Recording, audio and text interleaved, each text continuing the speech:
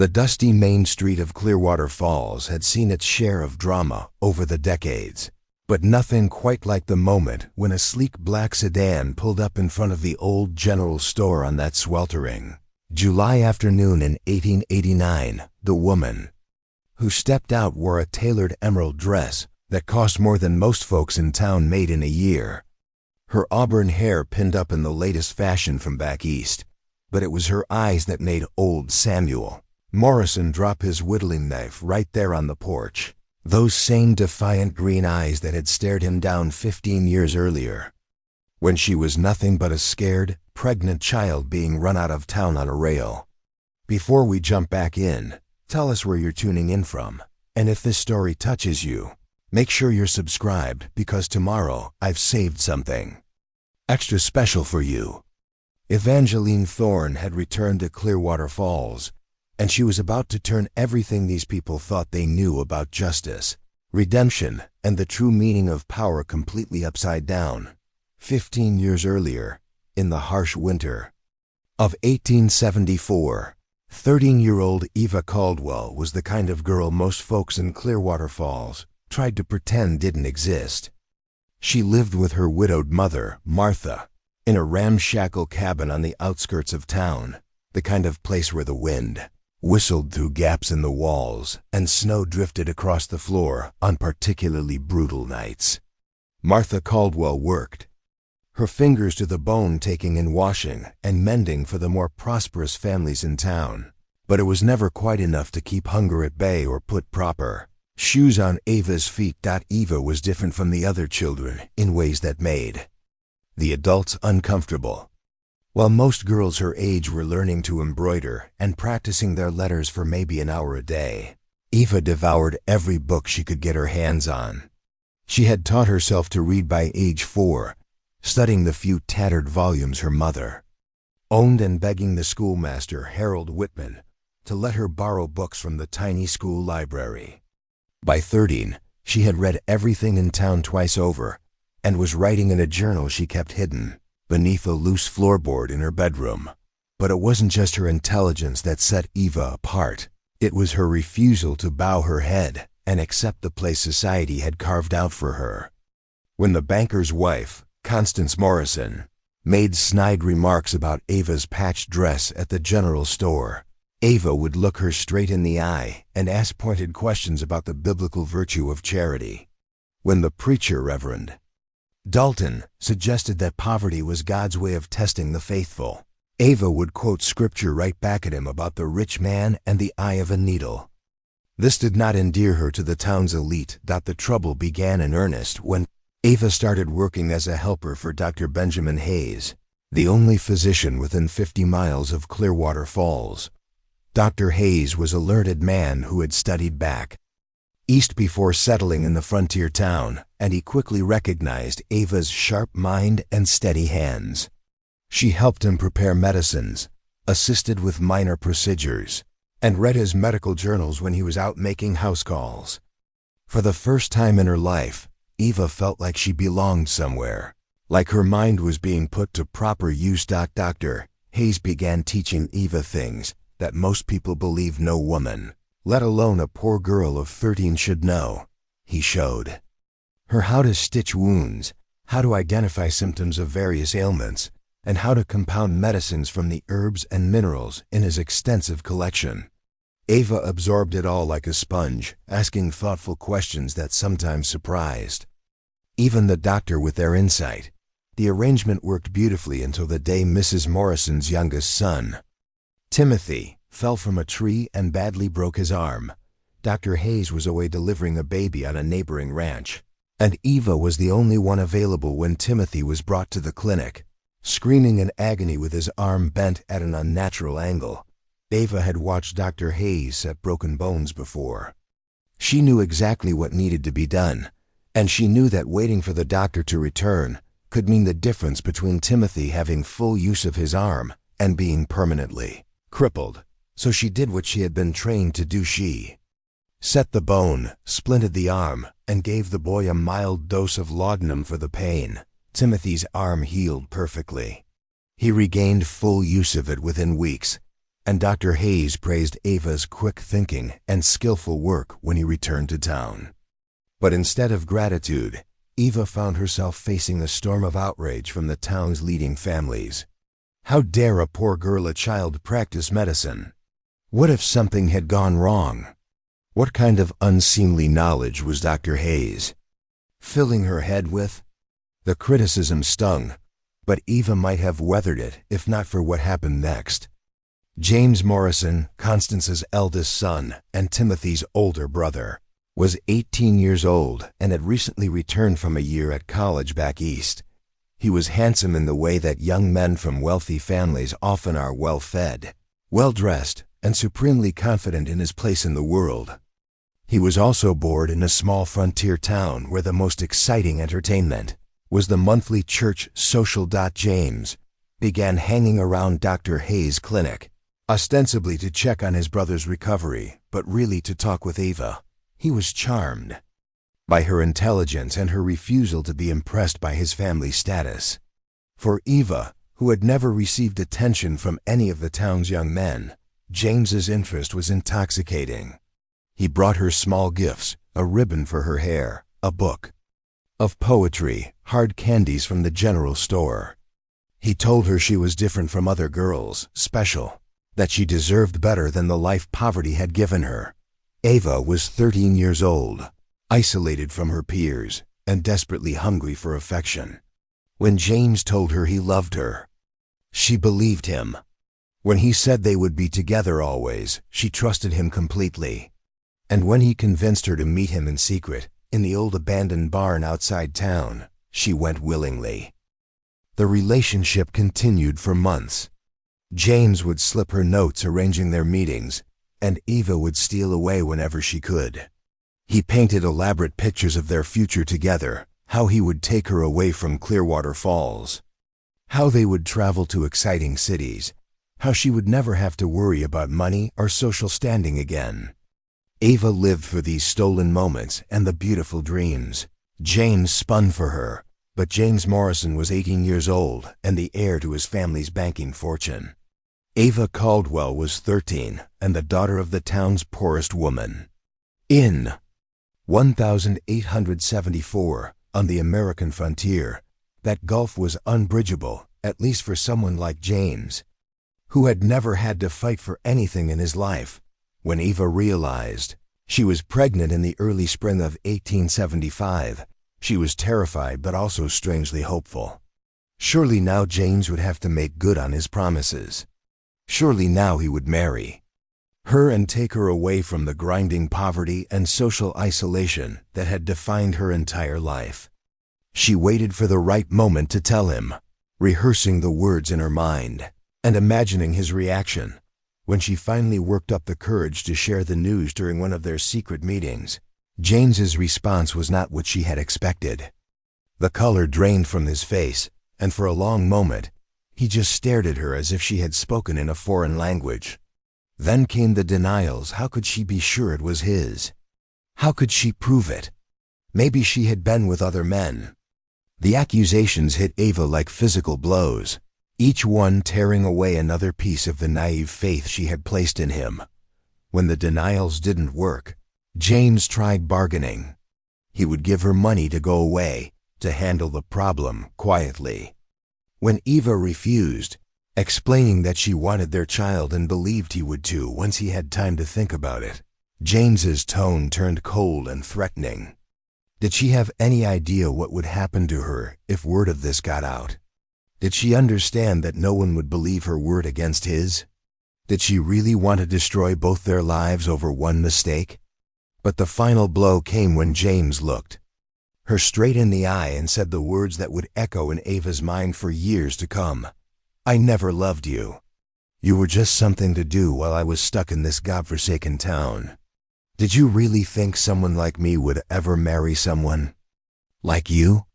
Ava walked home from that meeting in a daze, her entire world crumbling around her, but her ordeal was just beginning. Within days, it became clear that James had wasted no time in protecting himself. Rumors began circulating through town, whispered stories about the Caldwell girl and her loose morals. Some said she had been carrying on with multiple men. Others suggested she had tried to trap young Morrison with false claims of pregnancy. The most vicious rumors hinted that she had learned unseemly things working with Dr. Hayes and had used that knowledge to compromise her own virtue. Ava's mother, Martha, tried to stand by her daughter, but the social and economic pressure was overwhelming. Martha lost several of her washing customers within a week. The general store owner began refusing her credit. Even Dr. Hayes, who had been like a father to Ava, was forced to let her go when several prominent families threatened to find another physician if he continued to employ her. As Ava's pregnancy became visible, the hostility in town grew more pronounced. Children were forbidden to speak to her. Women crossed the street rather than pass her on the sidewalk. Men leered at her with a mixture of lust and contempt, as if her condition had somehow marked her as fair game for their basest impulses. Final straw came when Reverend Dalton delivered a sermon about the wages of sin, never mentioning Ava by name, but making it clear to everyone in the congregation exactly who he was talking about. He spoke about young women who forgot their place, who reached above their station and were brought low by their own pride and immorality. He suggested that sometimes God used the consequences of sin as a lesson for the entire community. Night, a group of the town's leading citizens, including Samuel Morrison, James's father, paid a visit to the Caldwell cabin. They didn't come with torches or rope like an old-fashioned mob. They came with something far more devastating: economic warfare. Samuel Morrison laid out the situation with the cold precision of a banker foreclosing on a loan. Ava's presence in town had become a disruption to the moral order.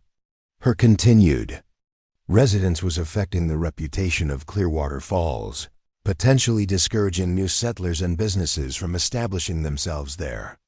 The decent families could no longer allow their children to be exposed to such a poor example. Eva had two choices, Morrison explained. She could leave town immediately tonight and never return. In exchange, they would provide enough money for her to reach the nearest big city and establish herself there. Or she could stay and face the consequences of her actions. Those consequences would include the complete social and economic isolation of both Eva and her mother. No one would do business with them. No one would employ them. They would be left to survive on their own with no support from the community whatsoever. Choose quickly, Morrison said, his cold eyes boring into Ava's. This offer won't remain open long. Ava looked at her mother, seeing the defeat and exhaustion in Martha's worn face. She thought about the baby growing inside her, the child who would be born into this hostile world. And she made the hardest decision of her young life. She would leave. But not because she was ashamed or because she accepted their judgment of her. She would leave because she had finally learned the most important lesson of her life. Power was the only thing that mattered in this world. Without it, intelligence meant nothing. Without it, being right meant nothing. Without it, justice was just a pretty word that people used to dress up their cruelty. Preparing and narrating this story took us a lot of time, so if you are enjoying it, subscribe to our channel. It means a lot to us. Now back to the story. Ava packed her few belongings into a single carpet bag, kissed her mother goodbye, and walked out of Clearwater Falls with her head held high. She carried with her the money they had given her, blood money. She thought of it as something far more valuable, a burning determination to one day return with enough power to make every one of them pay for what they had done to her. As the wagon carried her away into the darkness, Eva pressed her hand to her swelling belly and made a promise to her unborn child and to herself. She would not just survive what they had done to her. She would use it as fuel to build something extraordinary. And when she was ready, when she had accumulated enough wealth and influence and raw power, she would return to Clearwater Falls. But she wouldn't come back as Eva Caldwell, the poor girl they had driven out. She would return as someone else entirely, someone they couldn't touch or dismiss or destroy. And when that day came, they would learn that the scared pregnant child they had cast out had grown into someone far more dangerous than any of them could imagine. The wagon disappeared into the night, carrying Eva toward an uncertain future. Behind her, Clearwater Falls settled back into its comfortable routine, its residents convinced they had solved their problem and restored their moral order. They had no idea they had just created their own reckoning, one that would arrive 15 years later in the form of an elegantly dressed woman with fire in her green eyes and the power to destroy everything they had built. But that is a story for another day. For now, Eva Caldwell was gone, and Clearwater Falls could sleep peacefully in the illusion that they had done the right thing. The train that carried Eva away from everything she had ever known wheezed to a stop in Denver just as the first light of dawn painted the Rocky Mountains in shades of gold and crimson. She stepped onto the platform with her single carpet bag, clutching the small bundle of money that represented both her exile and her opportunity. At 14 years old and 6 months pregnant, Eva had never seen a city larger than the county seat, and Denver's bustling streets and towering buildings felt like stepping into another world entirely. The boarding house where she found lodging was a grim affair, a narrow building squeezed between a saloon and a hardware store, filled with the kind of people who had fallen through the cracks of respectable society. Her room was barely larger than a closet, with a single window that looked out onto an alley where stray dogs fought over scraps. But it was clean, and the landlady, Mrs. Catherine Brennan, asked no uncomfortable questions about a young woman traveling alone. Eva's first weeks in Denver were a brutal education in survival. The money from Clearwater Falls wouldn't last long, and her condition made finding work nearly impossible. She tried everything: washing dishes in restaurants, taking in sewing, even attempting to sell flowers on street corners. But pregnant women, especially young ones without wedding rings, were viewed with suspicion at best and outright hostility at worst. It was during one of her darkest moments, when she had eaten nothing but stale bread for 2 days and was considering selling her mother's wedding ring just to buy a proper meal, that Eva encountered Margaret Sinclair. Mrs. Sinclair was a woman in her 50s who ran a small but exclusive dressmaking shop catering to Denver's wealthy ladies. She was walking past the alley where Eva sat, catching her breath after another fruitless day of job hunting, when she noticed the quality of the stitching on Eva's patched dress. "Excuse me, dear," Mrs. Sinclair said, her voice carrying the refined accent of someone who had seen better days. "Did you do that repair work yourself?" Eva looked down at her dress, suddenly self-conscious about the visible mending. "Yes, ma'am. My mother taught me." Mrs. Sinclair examined the stitching more closely, noting the tiny, even stitches and the way Eva had cleverly reinforced the worn fabric. "Remarkable work. Tell me, can you embroider as well?" What followed was the first real conversation Eva had enjoyed since leaving home. Mrs. Sinclair had been born into a well-to-do family back east, but had lost everything when her husband's business failed. She had rebuilt her life through sheer determination and an eye for beautiful needlework, establishing herself as the premier dressmaker for Denver's social elite. She was also, Eva would soon learn, one of the most practical and kind-hearted women in the city. Mrs. Sinclair offered Eva a position as an assistant seamstress, along with a small room above the shop. The work was demanding. Denver's wealthy ladies expected perfection in every stitch, but Eva threw herself into it with the same intensity she had once applied to her medical studies. She learned to create intricate beadwork, to fashion sleeves that moved like water, and to judge fabric quality with just a touch. More importantly, Mrs. Sinclair became the mentor Eva desperately needed. She taught Eva lessons that went far beyond needlework: how to speak properly, how to carry herself with dignity, how to observe the subtle social cues that separated the truly refined from those merely pretending to refinement. Most crucially, she taught Eva that a woman's greatest weapon in a man's world was not beauty or charm, but competence and intelligence wielded with absolute precision. "Never let them see you sweat, dear. Mrs. Sinclair would say as she corrected Ava's posture or refined her diction. The moment they sense desperation or weakness, you've lost whatever advantage you might have had. Ava's daughter, Rebecca, was born on a snowy February night in 1876. The birth was difficult. Eva was young and small, and the frontier had not been kind to her health. But Mrs. Sinclair hired the best midwife in Denver and stayed by Ava's side throughout the ordeal. When Eva finally held her daughter for the first time, looking into those tiny features that already showed hints of both her own stubborn jaw and James Morrison's aristocratic nose, she felt something settle into place inside her chest. This child would never know the poverty and helplessness that had defined Ava's own childhood. This child would have every advantage Ava could possibly provide. Mrs. Sinclair proved to be not just an employer, but a surrogate grandmother to Rebecca, helping Eva care for the baby while continuing to work.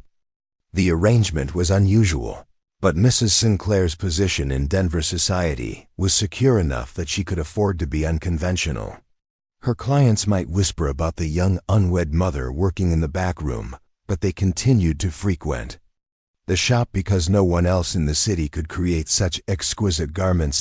As Rebecca grew from infant to toddler, Ava's skills as a seamstress evolved into something approaching artistry. She developed a reputation for being able to take even the most challenging fabrics, delicate silks that tore at the slightest provocation, heavy brocades that fought every attempt at shaping and transformed them into garments that seemed to have been crafted by fairy hands. Her embroidery work became particularly sought after, with ladies traveling from as far as Colorado Springs just to commission pieces from the mysterious young woman who worked in Mrs. Sinclair's back room. But Eva had not forgotten the lessons of Clearwater Falls. She watched and listened as the wealthy ladies of Denver gossiped about their husbands' business dealings, their social rivalries, their financial successes and failures. She learned who was truly powerful and who was merely putting on a show, who could be trusted and who would turn on you the moment it became convenient. Most importantly, she began to understand how money really worked, not just the earning of it, but the multiplication of it through careful investment and strategic partnerships. When Rebecca was 3 years old, Ava made her first real business decision. Mrs. Sinclair had been offered the opportunity to purchase the building that housed her shop, but she lacked the capital to make the investment. Ava had been saving every penny she could spare, living on almost nothing and denying herself every luxury. She had accumulated enough to make a down payment if she combined her savings with a loan from one of Denver's banks. The banker, Harold Westfield, was initially skeptical about lending money to a young unwed mother, but Eva had prepared for this meeting with the same thoroughness she applied to her needlework. She presented him with detailed financial records showing the shop's steady profits, projections for future growth based on Denver's expanding population, and letters of recommendation from several of the city's most prominent ladies. More importantly, she had dressed for the meeting in one of her own creations, a severe but elegant black dress that suggested both competence and prosperity. "Miss Caldwell," Mr. Westfield said after reviewing her proposal, "this is a substantial investment for someone in your circumstances." Eva met his gaze steadily. "Mr. Westfield, I understand your concerns about my personal situation. However, I believe you'll find that my professional reputation speaks for itself. I'm not asking for charity. I'm presenting you with a sound business opportunity that will benefit us both." The loan was approved, and Eva became Mrs. Sinclair's business partner. The arrangement formalized what had already become reality. Eva was essentially running the day-to-day operations of the shop while Mrs. Sinclair handled the more socially demanding aspects of client relations. Ava's name began appearing in Denver's society pages, not as gossip but as a notable businesswoman who was quietly building one of the city's most successful enterprises. As Rebecca grew older, Ava began her daughter's education in earnest. She hired tutors to teach Rebecca languages, mathematics, and literature, But she also taught her more practical lessons about reading people's character, understanding the flow of money and power, and never letting anyone make you feel ashamed of who you are or where you come from. Rebecca proved to be as sharp as her mother, absorbing these lessons with an intelligence that reminded Eva painfully of her own childhood hunger for knowledge. By the time Rebecca was 5, Eva had begun investing the shop's profits in Denver's booming real estate market. She purchased small properties in rapidly developing neighborhoods, often fixing them up herself and renting them to the waves of new settlers flooding into Colorado. Each success funded the next investment, and Eva's portfolio grew steadily. She was careful to spread her risk across different types of properties and different areas of the city. Learning from conversations with her clients' husbands about the principles of sound investment. It was around this time that Eva made another crucial decision. She legally changed her surname from Caldwell to Thorne. The new name felt sharp and powerful, like a weapon she could wield when necessary. Eva Caldwell had been a victim, a girl who let herself be used and discarded. Evangeline Thorne was something else entirely, a woman who made her own destiny and bowed to no one. The transformation wasn't just in name. Eva had been studying herself in mirrors, practicing expressions and gestures until she could project whatever image served her purposes. She learned to speak with the cultured accent of the Eastern elite, to walk with the confident stride of someone who had never doubted her place in the world. She studied fashion magazines and society columns from New York and Philadelphia, absorbing the subtle markers of true aristocracy that went beyond mere wealth. When Rebecca was 7, Eva made another calculated move.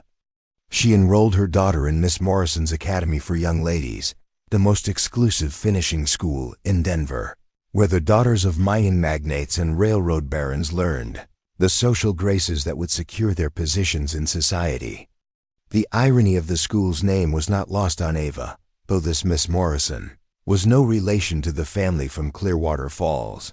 The other mothers at the academy initially treated Eva with polite coolness, uncertain how to categorize this mysterious young woman who clearly had money but whose background remained tantalizingly vague.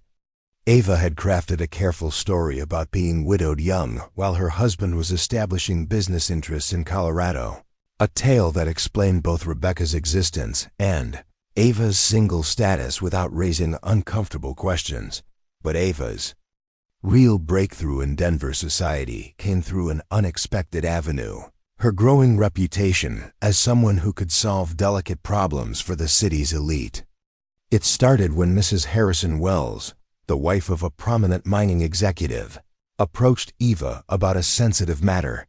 Mrs. Wells' teenage son had gotten a servant girl pregnant, and the family needed the situation handled discreetly to avoid scandal. Eva listened to Mrs. Wells' story with a calm expression that revealed nothing of the memories it stirred.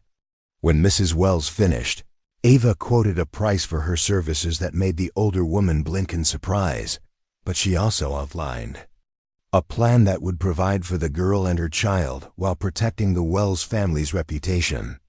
The plan worked flawlessly, and word began to spread through Denver's upper circles that Evangeline Thorne was someone who could be trusted with sensitive matters. These services became another source of income and, more importantly, influence. Eva helped arrange discreet adoptions, negotiated settlements in potentially scandalous situations, and provided advice on managing family crises that could damage reputations. She never forgot a secret, never betrayed a confidence, and never failed to deliver exactly what she promised. The wealthy families of Denver began to see her as indispensable. By Rebecca's 10th birthday, Eva's transformation was complete.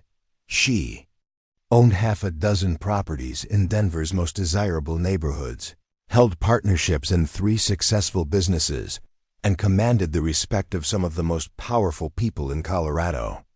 She had created Evangeline Thorne from nothing but determination and intelligence, building a fortress of wealth and influence that no one could tear down. But throughout all of this success, Ava never forgot the promise she had made to herself. On that dark night when she left Clearwater Falls, she kept track of the town through newspapers and occasional letters from travelers who had passed through. She learned that Samuel Morrison had expanded his bank, that James had married the daughter of a wealthy rancher, that Dr. Hayes had died of pneumonia 3 years after her departure. Each piece of information was filed away carefully, part of a plan that grew more detailed with each passing year. When Rebecca turned 12, Ava judged that the time was finally approaching. Her daughter was old enough to understand the truth about her origins, strong enough to handle the knowledge of where she came from. And Eva herself had accumulated enough power to return to Clearwater Falls, not as a supplicant begging for acceptance, but as a force that could reshape the town according to her will. The conversation with Rebecca took place on a cool autumn evening in their elegant parlor, with its Persian rugs and oil paintings and walls lined with leather-bound books. Ava told her daughter everything about Clearwater Falls, about James Morrison, about the poverty and powerlessness that had defined her early life. Rebecca listened with the same intense focus she brought to her studies, asking pointed questions, and already beginning to understand the implications of what her mother was telling her. "What are you going to do to them, Mother?" Rebecca asked when Eva finished the story. Eva smiled, and for a moment Rebecca glimpsed something hard and calculating in her mother's green eyes, the same expression Eva had worn when negotiating particularly difficult business deals. "I'm going to give them exactly what they gave me, darling. Justice. They'll just discover that my definition of justice has evolved considerably since I was 13 years old." The next morning, Eva began making concrete plans for her return to Clearwater Falls. She had spent 15 years building herself into a weapon of precision and power. Now it was time to use it. The sleek black sedan that pulled into Clearwater Falls on that sweltering July afternoon in 1889 drew stares from every person on Main Street, in a town where the finest transportation was still horse-drawn carriages. The gleaming automobile with its brass fittings and leather seats might as well have descended from another planet. But it was the woman who emerged from the vehicle that truly stopped traffic. Evangeline Thorne stepped onto the dusty boardwalk with the fluid grace of someone accustomed to being watched. Her emerald silk dress was tailored to perfection, its cut and fabric clearly expensive beyond anything the local ladies had ever seen. Her gloved hands adjusted a small beaded purse as her eyes swept the familiar yet changed streetscape of her childhood home. 15 years had passed since a frightened pregnant girl had been driven from this place in shame. Now a woman of considerable power and means had returned to collect what was owed. The first person to recognize her was old Samuel Morrison, still whittling on the general store porch despite being well into his 70s. The knife slipped from his weathered fingers and clattered to the wooden planks as those unmistakable green eyes fixed on him with cool assessment. Behind the wrinkles and gray whiskers, she could see the same calculating expression that had evaluated her worthiness all those years ago. Now it was her turn to do the judging. "Good afternoon, Mr. Morrison," Evangeline said, her voice carrying the refined accent of Eastern society. "I trust you remember me, though I suspect I've changed somewhat since our last encounter." Samuel's mouth worked soundlessly for a moment before he managed to croak, "Eva Eva Caldwell." "Evangeline Thorne, actually," she corrected with a smile that held no warmth. "I found my birth name rather limiting. I'm sure you understand." Word of her arrival spread through Clearwater Falls like wildfire. By evening, every household in town was buzzing with speculation about why Eva Caldwell had returned and what her presence might mean.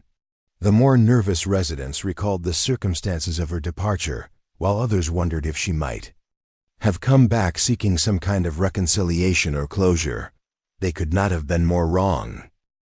Evangeline had taken rooms at the Clearwater Hotel, the town's only proper accommodation, which had been built 5 years earlier to serve the increasing number of business travelers. drawn by the area's expanding cattle ranches. Her suite occupied the entire top floor, and she had arrived with enough luggage to suggest an extended stay. The hotel staff, unaccustomed to guests of such obvious refinement, bustled about ensuring her every comfort was attended to. From her window, Evangeline could see most of the town spread out below her like a map of old grievances. The bank where Samuel Morrison had pronounced her exile still dominated the corner of Main and Church Streets, though it had been expanded significantly. The general store where Constance Morrison had humiliated her over her patched dress now sported fresh paint and new signs advertising goods from back east. Even the church where Reverend Dalton had delivered his sermon about the wages of sin showed signs of prosperity. With a new bell tower and stained glass windows, Clearwater Falls had clearly thrived in the years since her departure, growing from a struggling frontier settlement into a proper town with nearly 3,000 residents. The cattle industry had brought prosperity, and the arrival of the railroad 2 years earlier had connected the community to broader markets and opportunities. It was no longer the isolated outpost where a pregnant girl could be quietly disposed of without consequence. But prosperity, Evangeline knew, often bred complacency. And complacent people made mistakes. Her first order of business was to reacquaint herself with the current power structure of Clearwater Falls. Much had changed, but the fundamental hierarchies remained remarkably similar to what she remembered. Samuel Morrison was still the president of the bank, though his son James had been named as his heir apparent and handled most of the day-to-day operations. The Morrison family remained the wealthiest and most influential in town, their power now buttressed by strategic marriages and business partnerships that extended their reach throughout the region. James Morrison had indeed married Sarah Hutchinson, the daughter of a prominent rancher, just as Evangeline had learned through her careful intelligence gathering over the years. The union had produced 3 children and had solidified the Morrison family's position as the unquestioned aristocracy of Clearwater Falls. James had grown into the role of leading citizen with apparent ease, serving on the town council and the school board while managing the bank's expanding operations. Evangeline observed him from a distance during her first few days in town, noting how he carried himself with the confidence of a man who had never faced serious consequences for his actions. He had grown heavier over the years, his youthful good looks settling into the comfortable softness of middle age.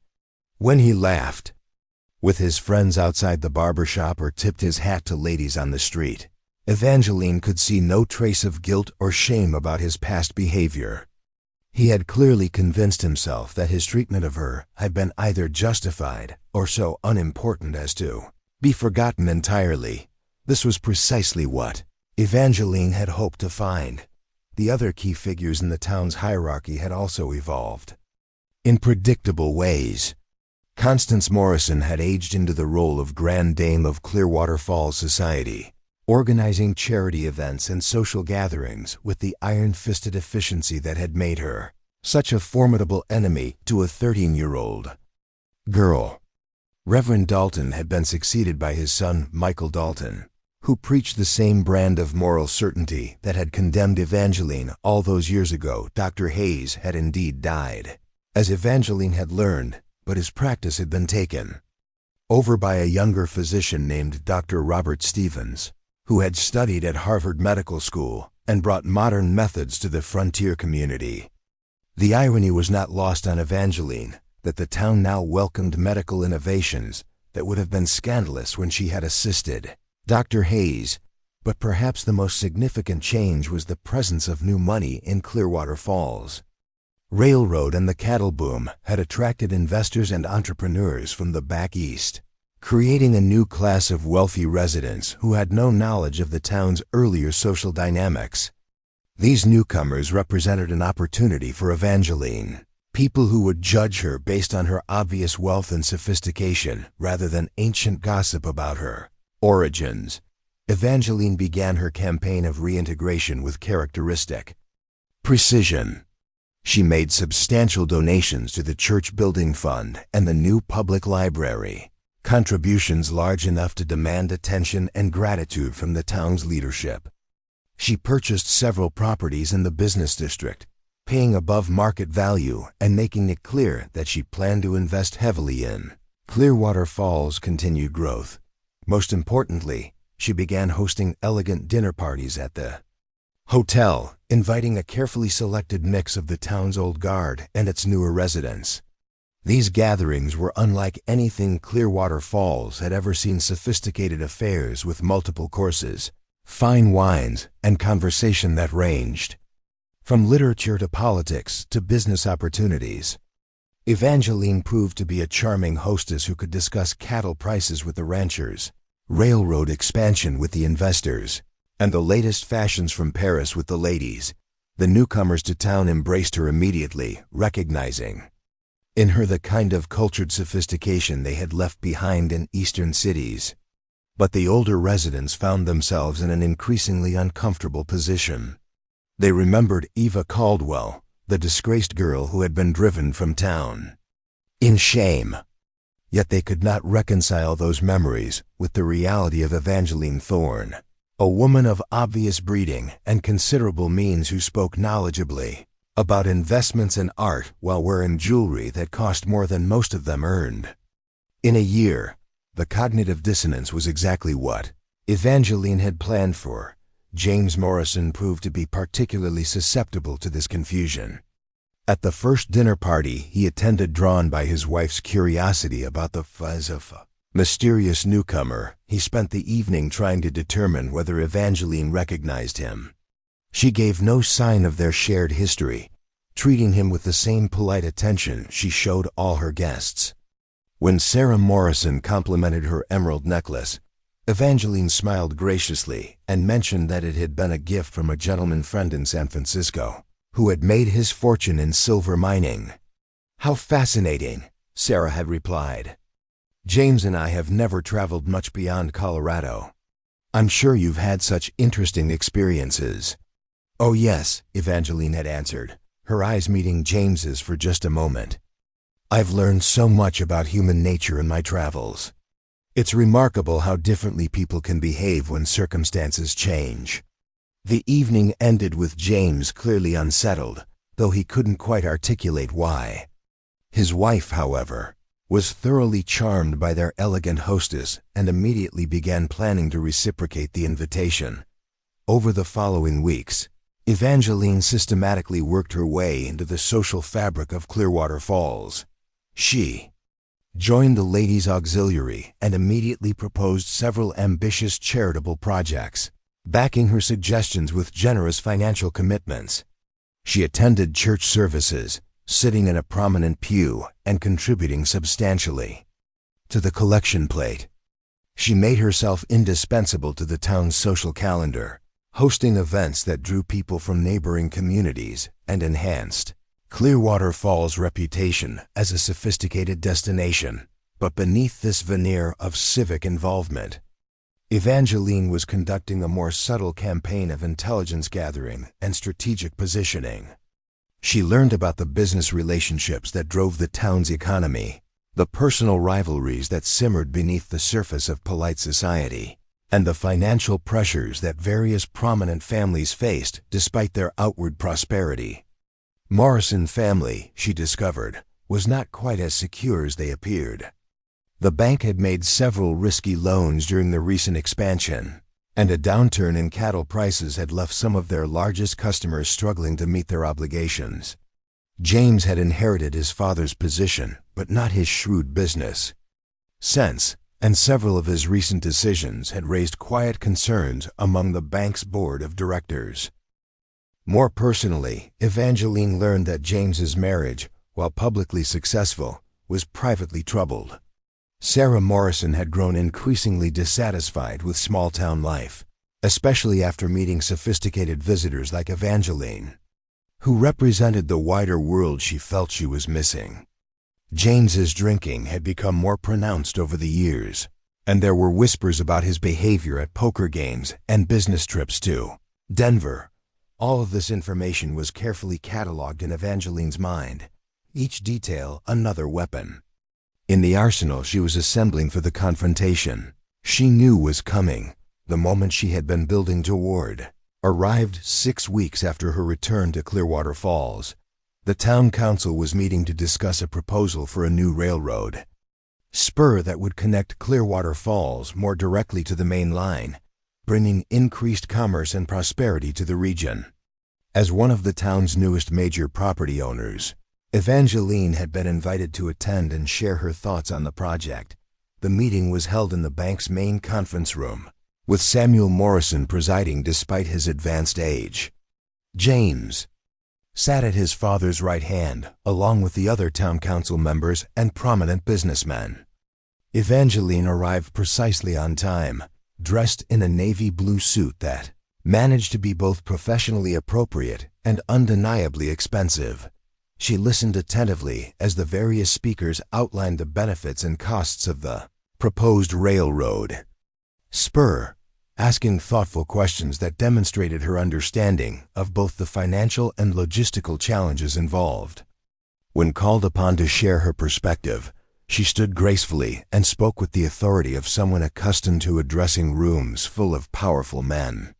"Gentlemen," she began, her voice carrying clearly through the room, "I believe this railroad spur represents an extraordinary opportunity for Clearwater Falls. However, I would like to propose some modifications to the financing structure that I believe would benefit everyone involved." What followed was a presentation that left every man in the room impressed and slightly intimidated. Evangeline outlined a comprehensive investment plan that would not only fund the railroad spur, but also establish Clearwater Falls as a regional transportation hub. Her proposal included detailed financial projections, risk assessments, and contingency plans that demonstrated a level of business acumen that none of them had expected from any woman, let alone one who had appeared in their community just weeks earlier. But the most shocking element of her presentation came at the end, when she made her formal investment offer. "I am prepared to personally guarantee 40% of the project's funding," she announced, in exchange for a corresponding ownership stake in the railroad spur and associated facilities. "Furthermore, I propose to establish the Thorne Development Company, headquartered here in Clearwater Falls, to manage ongoing transportation and logistics operations for the region." The room fell silent as the implications of her offer sank in. 40% of the project funding represented more money than anyone in Clearwater Falls could personally guarantee, even the Morrison family. If Evangeline Thorne could indeed provide such financing, she would instantly become one of the most powerful figures in the community, possibly the most powerful. Samuel Morrison was the first to recover his composure. "Miss Thorne," he said carefully, "that is indeed a generous offer. However, I'm sure you understand that we would need to verify your financial capacity before we could seriously consider such a proposal." Evangeline smiled, and for the first time since her return, allowed a hint of steel to show through her polished facade. "Of course, Mr. Morrison, I would expect nothing less from prudent businessmen such as yourselves." She reached into her purse and withdrew a leather portfolio, placing it on the conference table with a soft thud that seemed to echo through the suddenly tense room. "These are letters of credit from banks in Denver, San Francisco, and New York, along with documentation of my various business holdings and investments. You'll find that my financial resources are quite adequate to meet my commitments."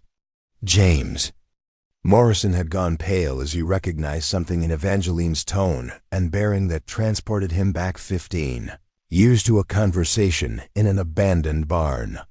For the first time since her return, he was beginning to suspect that Evangeline Thorne's presence in Clearwater Falls might not be the coincidence he had tried to convince himself it was. As the meeting broke up with promises to review her proposal, carefully, Evangeline gathered her papers with the same calm efficiency she had displayed throughout the presentation. But as she reached the door, She paused and turned back to address the room one final time. "Gentlemen," she said, her voice carrying a note of warm anticipation, "I do hope we can work together on this project. I have such fond memories of Clearwater Falls from my youth, and I'm very much looking forward to contributing to its future. Prosperity." Her eyes found James Morrison's across the room, and this time there was no mistaking the message in her gaze. The scared, powerless girl he had used and discarded was gone forever. In her place stood a woman with the resources and determination to reshape his entire world according to her will. The war for Clearwater Falls had officially begun. The 3 days following the town council meeting were perhaps the most uncomfortable in James Morrison's adult life. He found himself unable to concentrate on even simple banking transactions, his mind constantly returning to those piercing green eyes and the subtle threat embedded in Evangeline Thorne's parting words. His wife Sarah noticed his distraction, commenting over breakfast that he seemed unusually preoccupied with business matters. "Perhaps you should speak with your father about reducing your workload," she suggested, buttering her toast with deliberate precision. "You've been quite on edge lately." James forced a smile and mumbled something about the railroad proposal requiring careful consideration. But the truth was far more complex. He had spent sleepless hours trying to convince himself that his suspicions were unfounded, that the sophisticated woman who had dominated the council meeting could not possibly be the desperate girl he had known 15 years ago. But the resemblance was undeniable, and worse, there had been something in her demeanor that suggested she knew exactly who he was. His anxiety deepened when he learned that Evangeline had requested a private meeting to discuss her railroad proposal in greater detail. The appointment was scheduled for Thursday afternoon at the bank, officially to review her financial documents and discuss terms. But James suspected the conversation would cover territory that had nothing to do with railroad spurs or development. Meanwhile, Evangeline was conducting her own preparations for the meeting with methodical precision. She had spent the previous evening in her hotel suite writing a long letter to Rebecca, explaining the current situation and outlining the various contingencies she had planned for different outcomes. Her daughter, now 14 and attending an exclusive academy in Denver, had inherited her mother's sharp intelligence and understood the gravity of what was unfolding in Clearwater Falls. "My dearest Rebecca," the letter began, "by the time you read this, the first phase of our family's reckoning will be complete. I want you to understand that everything I do in the coming days is designed to ensure that you never have to endure the powerlessness and humiliation that defined my youth. We have built something extraordinary together, and I will not allow the sins of small-minded people to diminish what you can achieve in this world."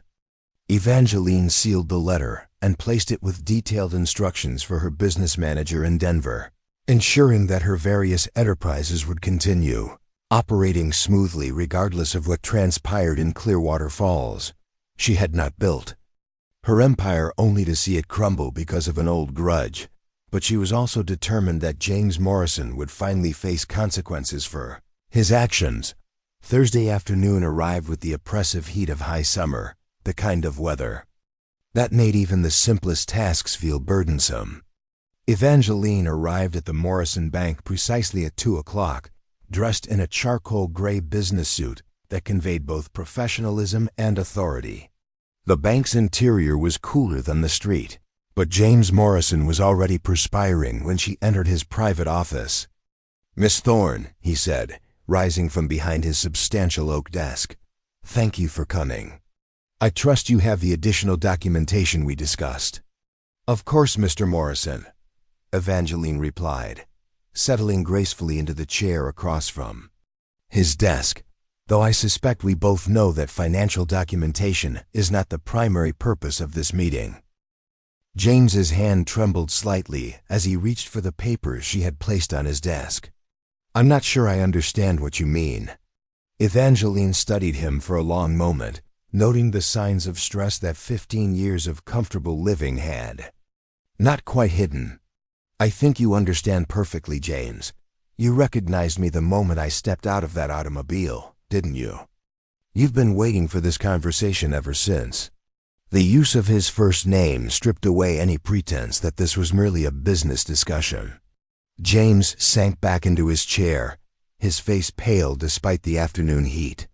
"Eva," he whispered, as if saying her original name might somehow return them both to a time when he held all the power in their relationship. "Evangeline," she corrected firmly. "Eva Caldwell died the night your family drove her from this town.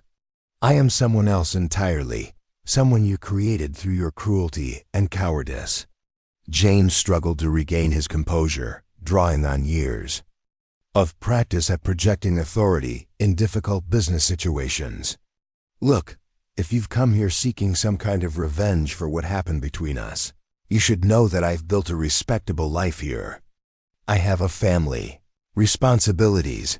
You have a wife who finds you increasingly inadequate and 3 children who barely know their father because you spend most evenings drinking away your guilt," Evangeline interrupted coldly.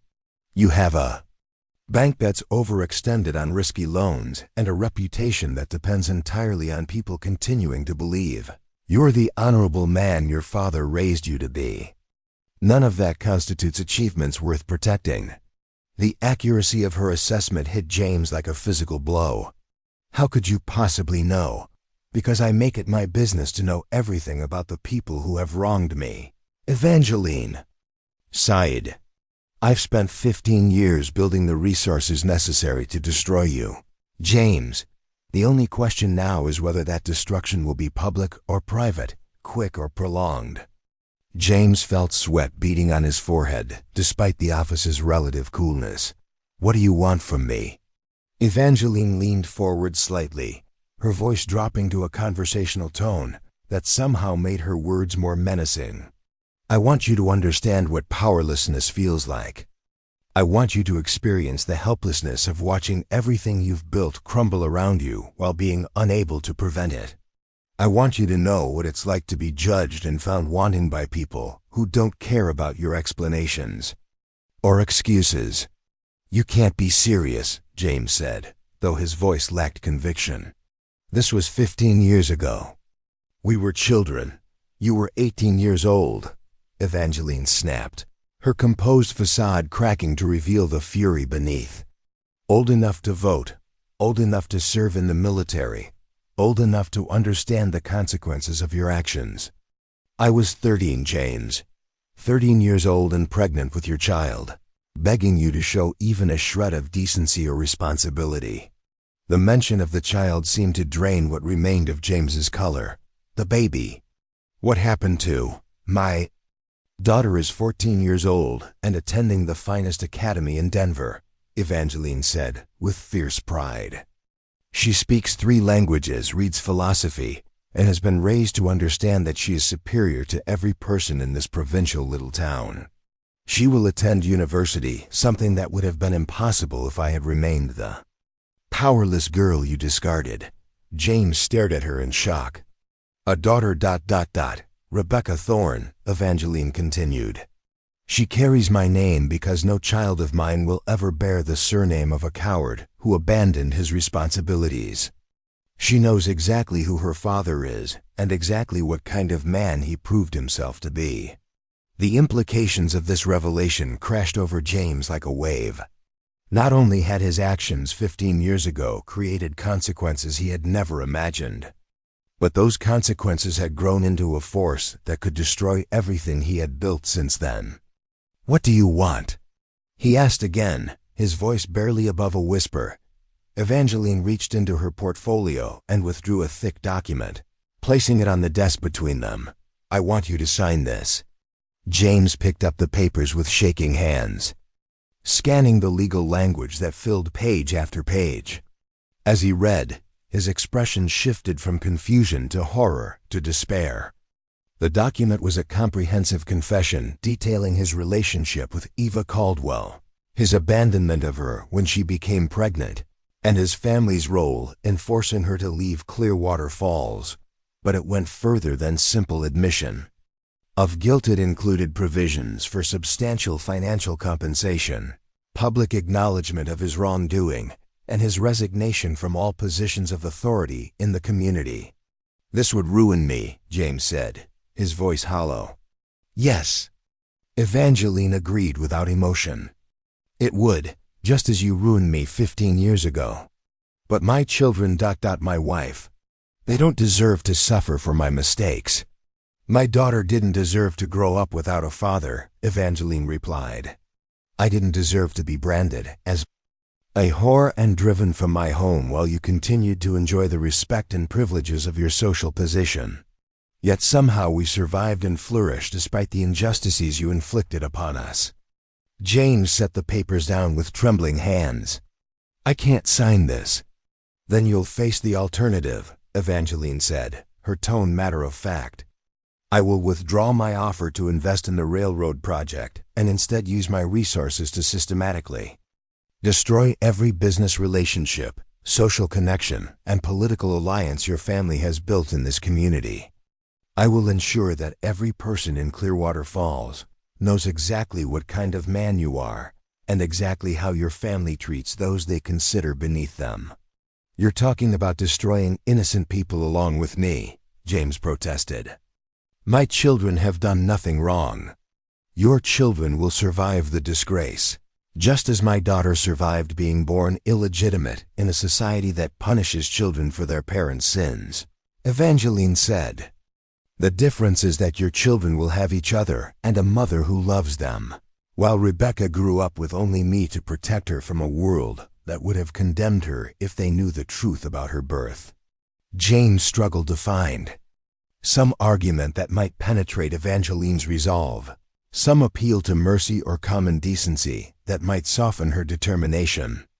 But as he looked into those green eyes that had haunted his nightmares for 15 years, he realized that mercy was not something he was likely to receive from this woman.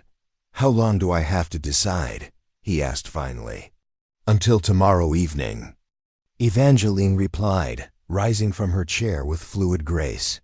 "I'm hosting another dinner party at the hotel, and I plan to make an announcement about my future plans for Clearwater Falls, whether that announcement includes my generous investment in the community's development or my detailed recollections of its moral character will depend entirely on your decision." She moved toward the door, then paused and turned back to face him one final time. "You should know, James, that I take no pleasure in causing pain to innocent people.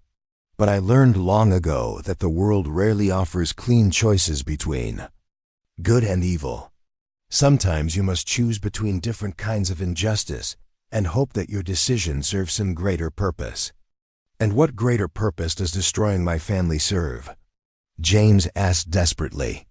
"It ensures that no other 13-year-old girl will ever be treated the way I was," Evangeline said quietly. "It demonstrates that actions have consequences, even for those who believe their social position makes them untouchable. And it provides my daughter with an example of what happens to men who think they can use and discard women without accountability." After she left, James sat alone in his office as the afternoon shadows lengthened across his desk. The confession document lay before him like a death sentence, each page representing the destruction of everything he had worked to build since that terrible night 15 years ago when he had chosen his own comfort over basic decency. He thought about his wife Sarah, who had married him believing she was gaining a husband of honor and substance. He thought about his children, who looked up to him as a model of what they might become as adults. He thought about his father, whose life's work in building the family's reputation and fortune would be undone by his son's signature on these damning papers. But most of all, he thought about Eva Caldwell, the girl he had convinced himself was nothing more than a momentary lapse in judgment, a brief deviation from the path of respectability he had always intended to follow. He had told himself for years that their relationship had been meaningless, that she had been as much to blame as he was, that the consequences of their involvement were simply the price of youthful indiscretion. Now, confronted with the reality of what his choices had cost, James was forced to acknowledge the truth he had spent 15 years avoiding. He had destroyed an innocent girl's life to protect his own convenience, And now that girl had returned as a woman with the power to exact a terrible justice. As the sun set over Clearwater Falls, James Morrison faced the hardest decision of his life. He could sign the confession and accept the destruction of everything he had built, or he could refuse and face whatever alternative vengeance Evangeline Thorne had planned for him. Either way, he was finally going to pay the price for the choices he had made on a cold winter night 15 years ago, when he had looked into the desperate eyes of a 13-year-old girl and chosen his own future over hers. The reckoning Eva Caldwell had promised herself was finally at hand. The evening air in Clearwater Falls carried the scent of approaching rain as James Morrison walked the familiar streets of his hometown. Each step weighted with the magnitude of the decision before him. In his coat pocket, the confession document seemed to burn against his chest like a physical manifestation of his guilt. 24 hours. That was all the time Evangeline had given him to choose between signing away his entire life or facing whatever alternative destruction she had planned. He found himself standing outside the small white church where he had been baptized, confirmed, and married, its simple spire reaching toward storm clouds gathering on the horizon. The building represented everything he had been raised to value: faith, community, moral certainty. Yet as he stared at its weathered doors, James could not escape the bitter irony that this same institution had been instrumental in condemning a 13-year-old girl whose only crime had been trusting him. The memory of that winter night 15 years ago came flooding back with crystalline clarity. He could see Ava's face as she had told him about the pregnancy, the hope and terror warring in her green eyes as she waited for his response. She had been so young, so dependent on his reaction to determine her future. And he had crushed that hope with the casual cruelty of someone who had never faced real consequences for his actions. James turned away from the church and continued his aimless wandering through the town, passing houses where families were settling in for quiet evenings together. Through lighted windows he glimpsed scenes of domestic tranquility that seemed to mock his current predicament. Children being tucked into bed by loving parents, husbands and wives sharing the simple intimacy of shared meals and conversation. All of it built on the foundation of respectability that his signature could demolish in an instant. At the Morrison family home, a grand Victorian mansion that dominated Elm Street, James could see his own family through the parlor window. Sarah was reading to their youngest daughter while their two sons played checkers nearby. The tableau looked like something from a magazine illustration of ideal American family life, and James felt a crushing weight of responsibility for their happiness and security. But even as he watched his family, James could not shake the image of another child, a daughter he had never met, growing up in Denver's finest schools while carrying the burden of illegitimate birth. Rebecca Thorne, Evangeline, had called her his daughter, raised by a woman who had transformed herself from victim to victor through sheer force of will and intelligence. The thought of Rebecca stirred emotions James had spent years suppressing. Guilt, certainly, but also a strange kind of pride. If the girl had inherited even a fraction of her mother's determination and brilliance, she would indeed be superior to most of the people in Clearwater Falls.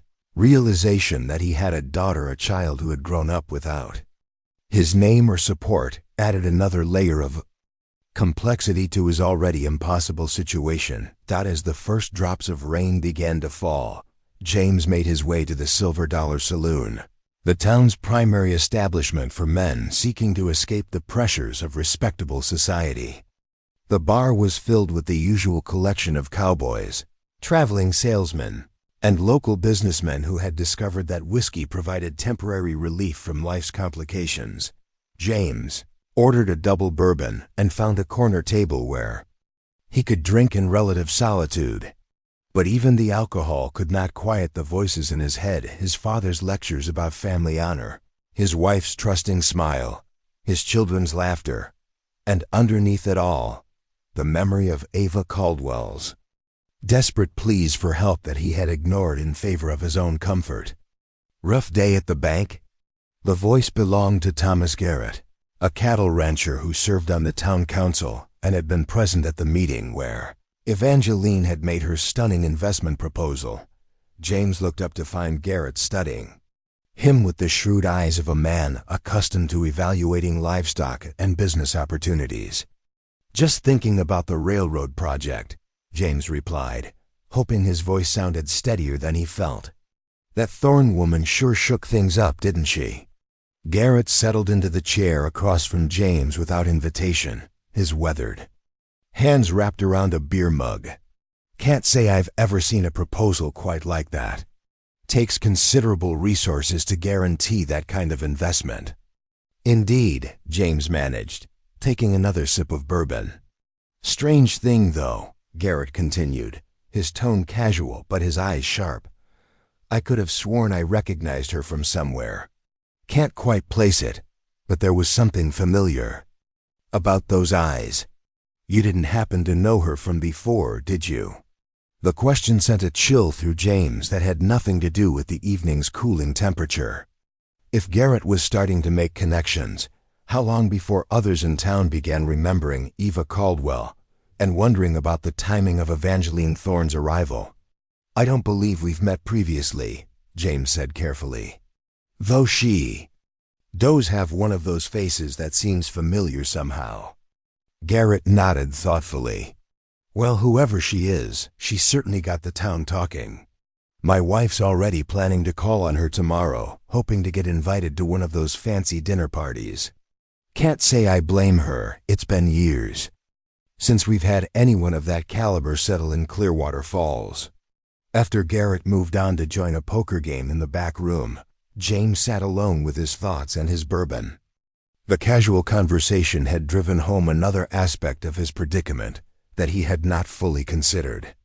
Evangeline's arrival had created excitement and opportunity for the entire community. Her investment proposal could transform Clearwater Falls from a struggling frontier town into a prosperous regional center. If he forced her to withdraw that offer through his refusal to sign the confession, he would be destroying not just his own family's future, but the economic prospects of everyone in town. The weight of that responsibility added another dimension to his guilt. It was no longer just about his personal shame or his family's reputation. His decision would affect hundreds of people who had done nothing to deserve the consequences of his youthful cruelty. Meanwhile, at the Clearwater Hotel, Evangeline was making final preparations for the dinner party that would serve as the stage for her announcement. She had invited 30 of the town's most prominent citizens, carefully balancing the guest list to include both old guard families like the Morrisons and newer arrivals who represented the community's economic future.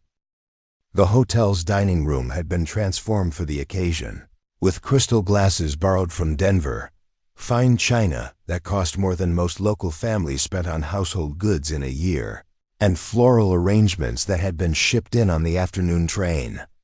The menu featured delicacies that most guests had never tasted: oysters from the coast, wine from California's emerging vineyards, and desserts prepared by a chef Evangeline had brought from her favorite restaurant in Denver. But the evening's most important element was not the luxury of the setting or the sophistication of the cuisine.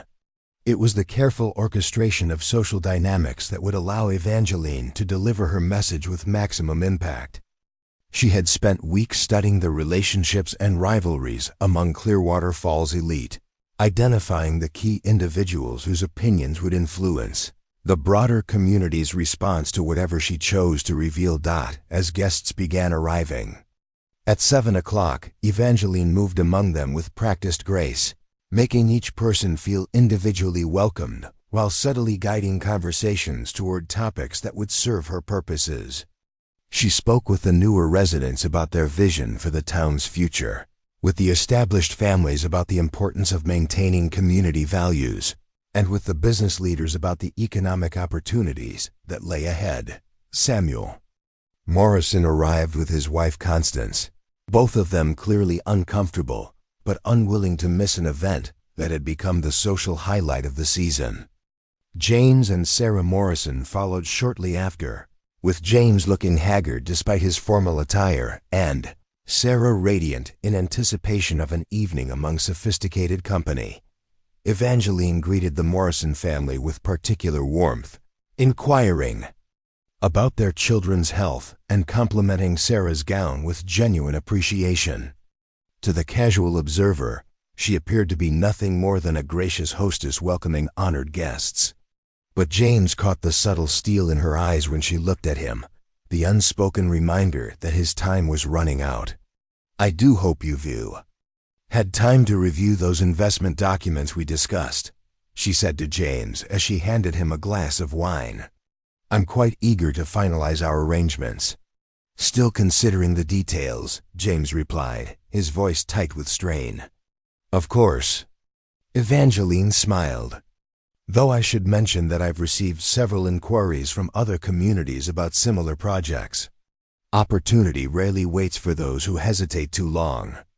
As dinner progressed through multiple courses, Evangeline proved herself to be a masterful hostess, steering conversations with subtle skill while ensuring that every guest felt included in the evening's discussions.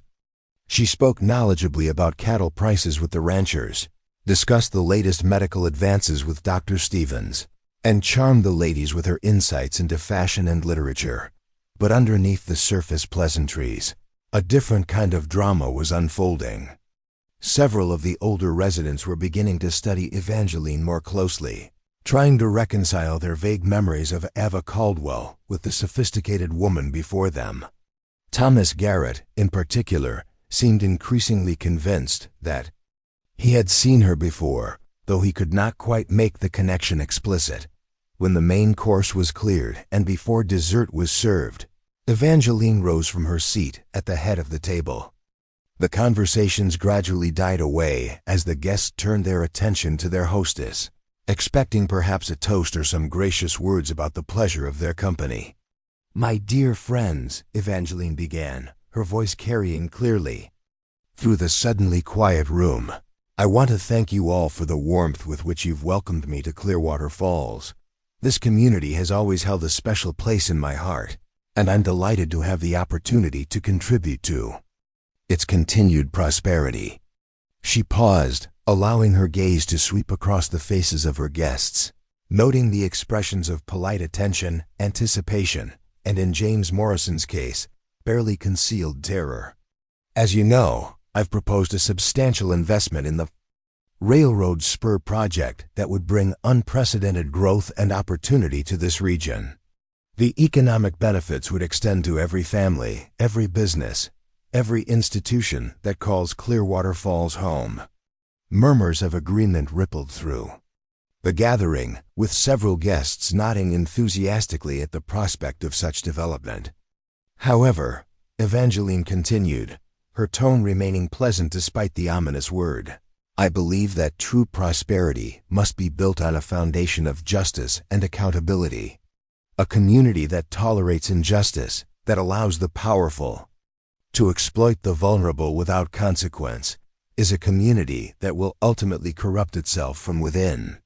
The room grew noticeably quieter, with some guests exchanging puzzled glances at this unexpected turn toward moral philosophy. "I have discovered," Evangeline said, her voice taking on a sharper edge, "that Clearwater Falls has a history of such injustice. 15 years ago, this community failed to protect one of its most vulnerable members. Worse than that, it actively participated in her persecution and exile." James Morrison's face had gone white as parchment, and several guests were beginning to look uncomfortable as they sensed the direction of Evangeline's speech. "A 13-year-old girl was impregnated by an older man from one of your most prominent families," Evangeline continued relentlessly. "When she sought support and protection, she was instead branded as immoral and driven from town to protect the reputation of her seducer. The child she carried was condemned to illegitimate birth, while the man responsible continued to enjoy respect and prosperity." Now the murmurs running through the room carried a different quality shock. recognition, and growing understanding of what they were witnessing. "I stand before you tonight," Evangeline said, her voice rising with the power of long-suppressed fury, as that 13-year-old girl, grown into a woman with the resources to demand the justice that was denied to her so many years ago. The revelation hit the gathering like a thunderclap. Gasps echoed through the room as the pieces fell into place, the familiar features, the timing of her arrival, the pointed references to community values and accountability. Eva Caldwell had indeed returned to Clearwater Falls, transformed beyond recognition but carrying the same burning determination that had marked her even as a child. All eyes turned to James Morrison, who sat frozen in his chair as the weight of public exposure crashed down upon him. The comfortable fiction of his respectability, carefully maintained for 15 years, had been stripped away in a single devastating moment. "The question before this community tonight," Evangeline continued, her voice now carrying the authority of absolute moral certainty, "is whether you will finally choose justice over convenience, accountability over reputation, truth over comfortable lies." She reached into her evening bag and withdrew a familiar document, placing it on the table where everyone could see it. "Mr. Morrison has been given the opportunity to acknowledge his crimes and make appropriate restitution. His response will determine not only his own future, but the future relationship between my investment company and your community." The room fell into complete silence as every person present realized they were witnessing a reckoning 15 years in the making. The scared, powerless girl who had been driven from town in shame had returned as a force of justice that could reshape their entire world. The choice was no longer James Morrison's alone.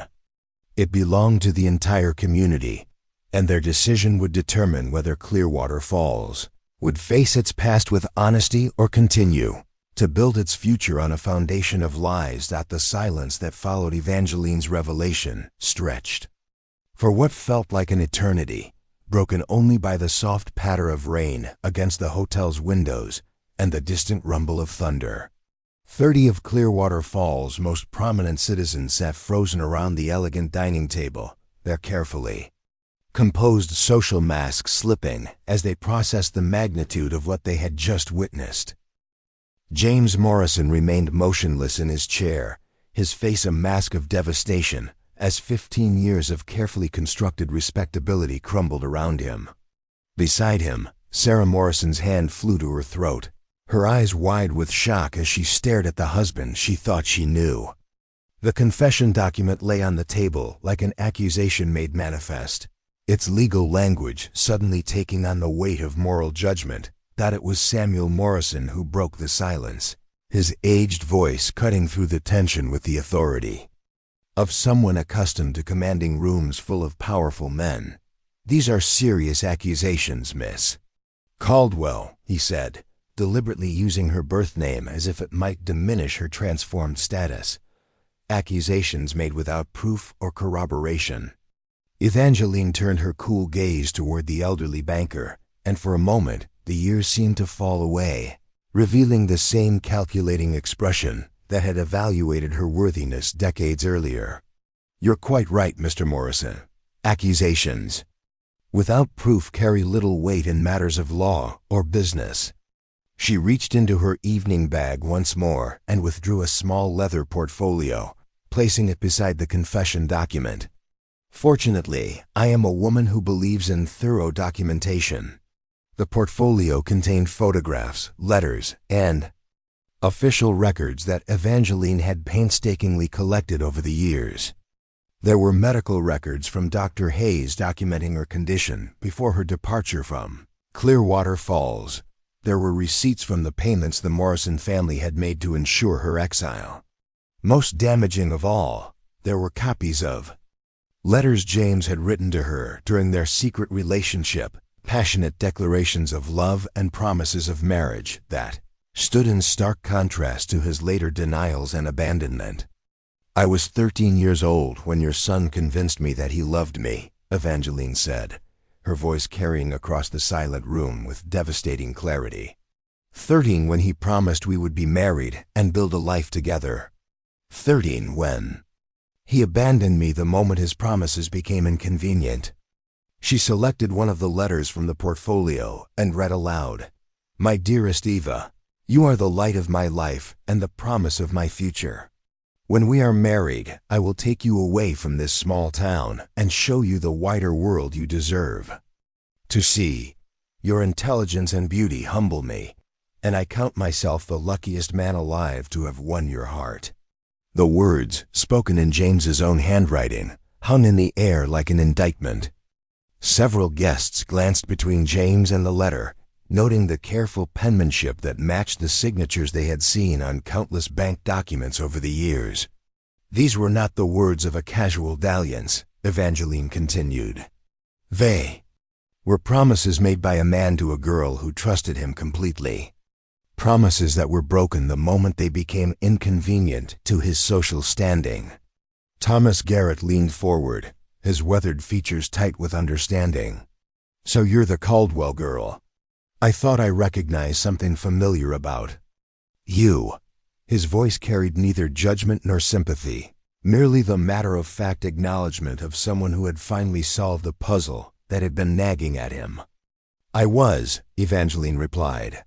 "But that girl died the night she was driven from this town. I am someone else, entirely someone who has spent 15 years building the resources necessary to return and demand justice." Dr. Stevens, the young physician, who had replaced Dr. Hayes, spoke up from his position near the center of the table. "What happened to you was unconscionable," he said quietly. "But destroying Mr. Morrison's family will not undo the injustices of the past." Evangeline's gaze shifted to the doctor, and for a moment her expression softened slightly. "You're correct, Dr. Stevens. Nothing can undo what was done to me, just as nothing can restore the childhood that was stolen from my daughter. But accountability can prevent such injustices from happening to others." "Your daughter, Sarah Morrison," whispered, her voice barely audible. "James has a daughter?" "Rebecca Thorne," Evangeline confirmed, her voice carrying unmistakable pride. "She is 14 years old, brilliant, accomplished, and completely aware of her parentage. She has grown up knowing that her father was a coward who abandoned his responsibilities, and she has used that knowledge to become stronger than any of the sheltered children in this room."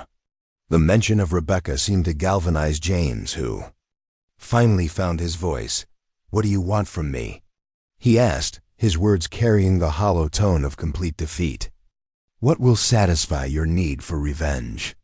"Not revenge," Evangeline corrected firmly. "Justice. There is a difference, though I understand why someone like you might not recognize it." She gestured toward the confession document. "I want you to acknowledge what you did. I want you to accept responsibility for the consequences of your actions. And I want you to ensure that my daughter receives the inheritance and recognition that should have been hers from birth." "And if I refuse?" James asked, though they both knew he had no real choice. "Then I will use every resource at my disposal to destroy not just you, but the entire foundation of lies this community has built its prosperity upon," Evangeline replied without hesitation. "I will withdraw my investment proposal and instead establish a competing business center in the next county. I will ensure that every potential investor knows about Clearwater Falls' history of protecting predators and persecuting victims. This town will wither and die, and everyone in this room will know that it happened because you valued your pride more than their livelihoods." The threat was not idle, and everyone present understood its implications. Evangeline's resources were more than sufficient to carry out such a campaign of economic warfare, and her social connections in Denver and beyond would give her the means to damage Clearwater Falls' reputation throughout the region. Constance Morrison, who had remained silent throughout the confrontation, finally spoke. "You would punish innocent people for the sins of one man?" "I would hold a community accountable for its collective choices," Evangeline replied. 15 years ago, This town chose to protect a predator rather than defend his victim. Tonight, you face the same choice. Again, you can choose justice and accountability, or you can choose to protect the comfortable lies that have defined your moral character. The weight of collective responsibility settled over the gathering like a physical presence. This was no longer just about James Morrison's personal failings or Evangeline's quest for vengeance. It was about the fundamental character of their community and the values they were willing to defend.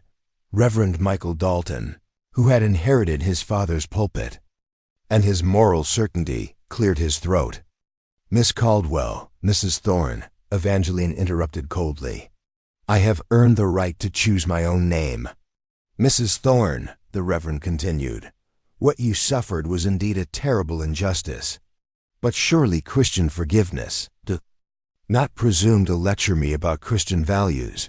Evangeline cut him off, her voice carrying a fury that made several guests recoil. "Your father stood in his pulpit and condemned a 13-year-old rape victim while praising the moral character of her attacker. If that represents your understanding of Christian forgiveness, then I want no part of it." The room erupted in shocked murmurs at her use of the word rape, though several of the women present nodded grimly in recognition of a truth they had always understood but never been permitted to speak aloud. "That's what it was," Evangeline continued relentlessly. "A 18-year-old man in a position of power and privilege taking advantage of a 13-year-old girl who had no resources to resist or defend herself. The fact that you've spent 15 years calling it anything else demonstrates the moral bankruptcy of this entire community." The brutal honesty of her words stripped away the last vestiges of comfortable euphemism that had allowed the town to avoid confronting the true nature of what had happened. In the stark light of that truth, James Morrison's actions could no longer be dismissed as youthful indiscretion or mutual transgression. It was Sarah Morrison who spoke the words that changed everything. "Sign it, James," she said quietly, her voice carrying across the silent room with absolute finality. "Sign the confession and accept responsibility for what you did." James turned to stare at his wife in shock. "Sarah, you don't understand what this means." "I understand perfectly," Sarah replied, her composure cracking to reveal years of suppressed disappointment and frustration. "I understand that I married a man who was capable of destroying a child's life to protect his own comfort. I understand that our entire marriage has been built on lies and covered-up shame. And I understand that continuing to protect those lies will only cause more harm to more innocent people." She stood from her chair with dignity intact, despite the devastation in her eyes. "Our children deserve better than to inherit a legacy of cowardice and cruelty. Sign the confession, James. At least give them the chance to build their lives on something approaching truth." The support of his own wife seemed to drain the last of James's resistance. He reached for the confession document with trembling hands, his face gray with the knowledge of what his signature would cost him. But as he lifted the pen, he paused and looked directly at Evangeline for the first time since her revelation. "Will this be enough?" he asked. "If I sign this, accept the financial penalties, resign from my positions, will that satisfy you? Will you leave my family in peace?" Evangeline studied him for a long moment, seeing not the confident young man who had once held power over her, but a broken middle-aged man finally confronting the consequences of his choices. "Your family will have peace," she said finally, "but you will carry the weight of what you did for the rest of your life, just as I have carried it for the past 15 years. James Morrison signed his name to the confession with the careful precision of a man signing his own death warrant. The scratch of the pen against paper seemed unnaturally loud in the silent room, marking the end of one story and the beginning of another. When he finished, Evangeline collected the document and placed it carefully in her portfolio. "Thank you," she said simply. "You have finally done the right thing, even if it took 15 years and the threat of total destruction to motivate you." She turned to address the room as a whole. As for my investment in the railroad project, I intend to honor my original proposal. Clearwater Falls will prosper, but it will do so with a full understanding of the cost of moral cowardice. I trust that future generations will learn from the mistakes of their elders. The dinner party dispersed in stunned silence, with guests filing out into the rain-soaked night, carrying the knowledge that their community had been forever changed. Some left with heads bowed in shame, others with expressions of grim satisfaction that justice had finally been served. But all of them understood that they had witnessed something unprecedented, the complete inversion of power between victim and victimizer, orchestrated with surgical precision by a woman who had refused to let injustice stand. In the days that followed, James Morrison resigned from the bank, the town council, and every other position of authority he had held. The Morrison family's standing in the community collapsed overnight, though Sarah's dignified handling of the crisis earned her a measure of respect that her husband had forfeited. Their children would grow up knowing the truth about their father's past, but they would also inherit their mother's strength and their community's commitment to ensuring such injustices never happened again. Evangeline remained in Clearwater Falls long enough to see the railroad spur project launched and to establish the foundation that would bring Rebecca to town for extended visits. The girl who had been conceived in shame and born in exile would now inherit her rightful place in the community that had once rejected her existence. As for Evangeline herself, she had achieved something far more valuable than revenge. She had demonstrated that power, properly wielded, could serve justice. She had shown that victims need not remain powerless forever, and that those who abuse their positions of authority will eventually face accountability, no matter how long it takes. Scared, pregnant 13-year-old girl who had been driven from Clearwater Falls in shame was gone forever. In her place stood a woman who had built an empire from nothing and used it to reshape the world according to her will. Eva Caldwell had died that winter night 15 years ago.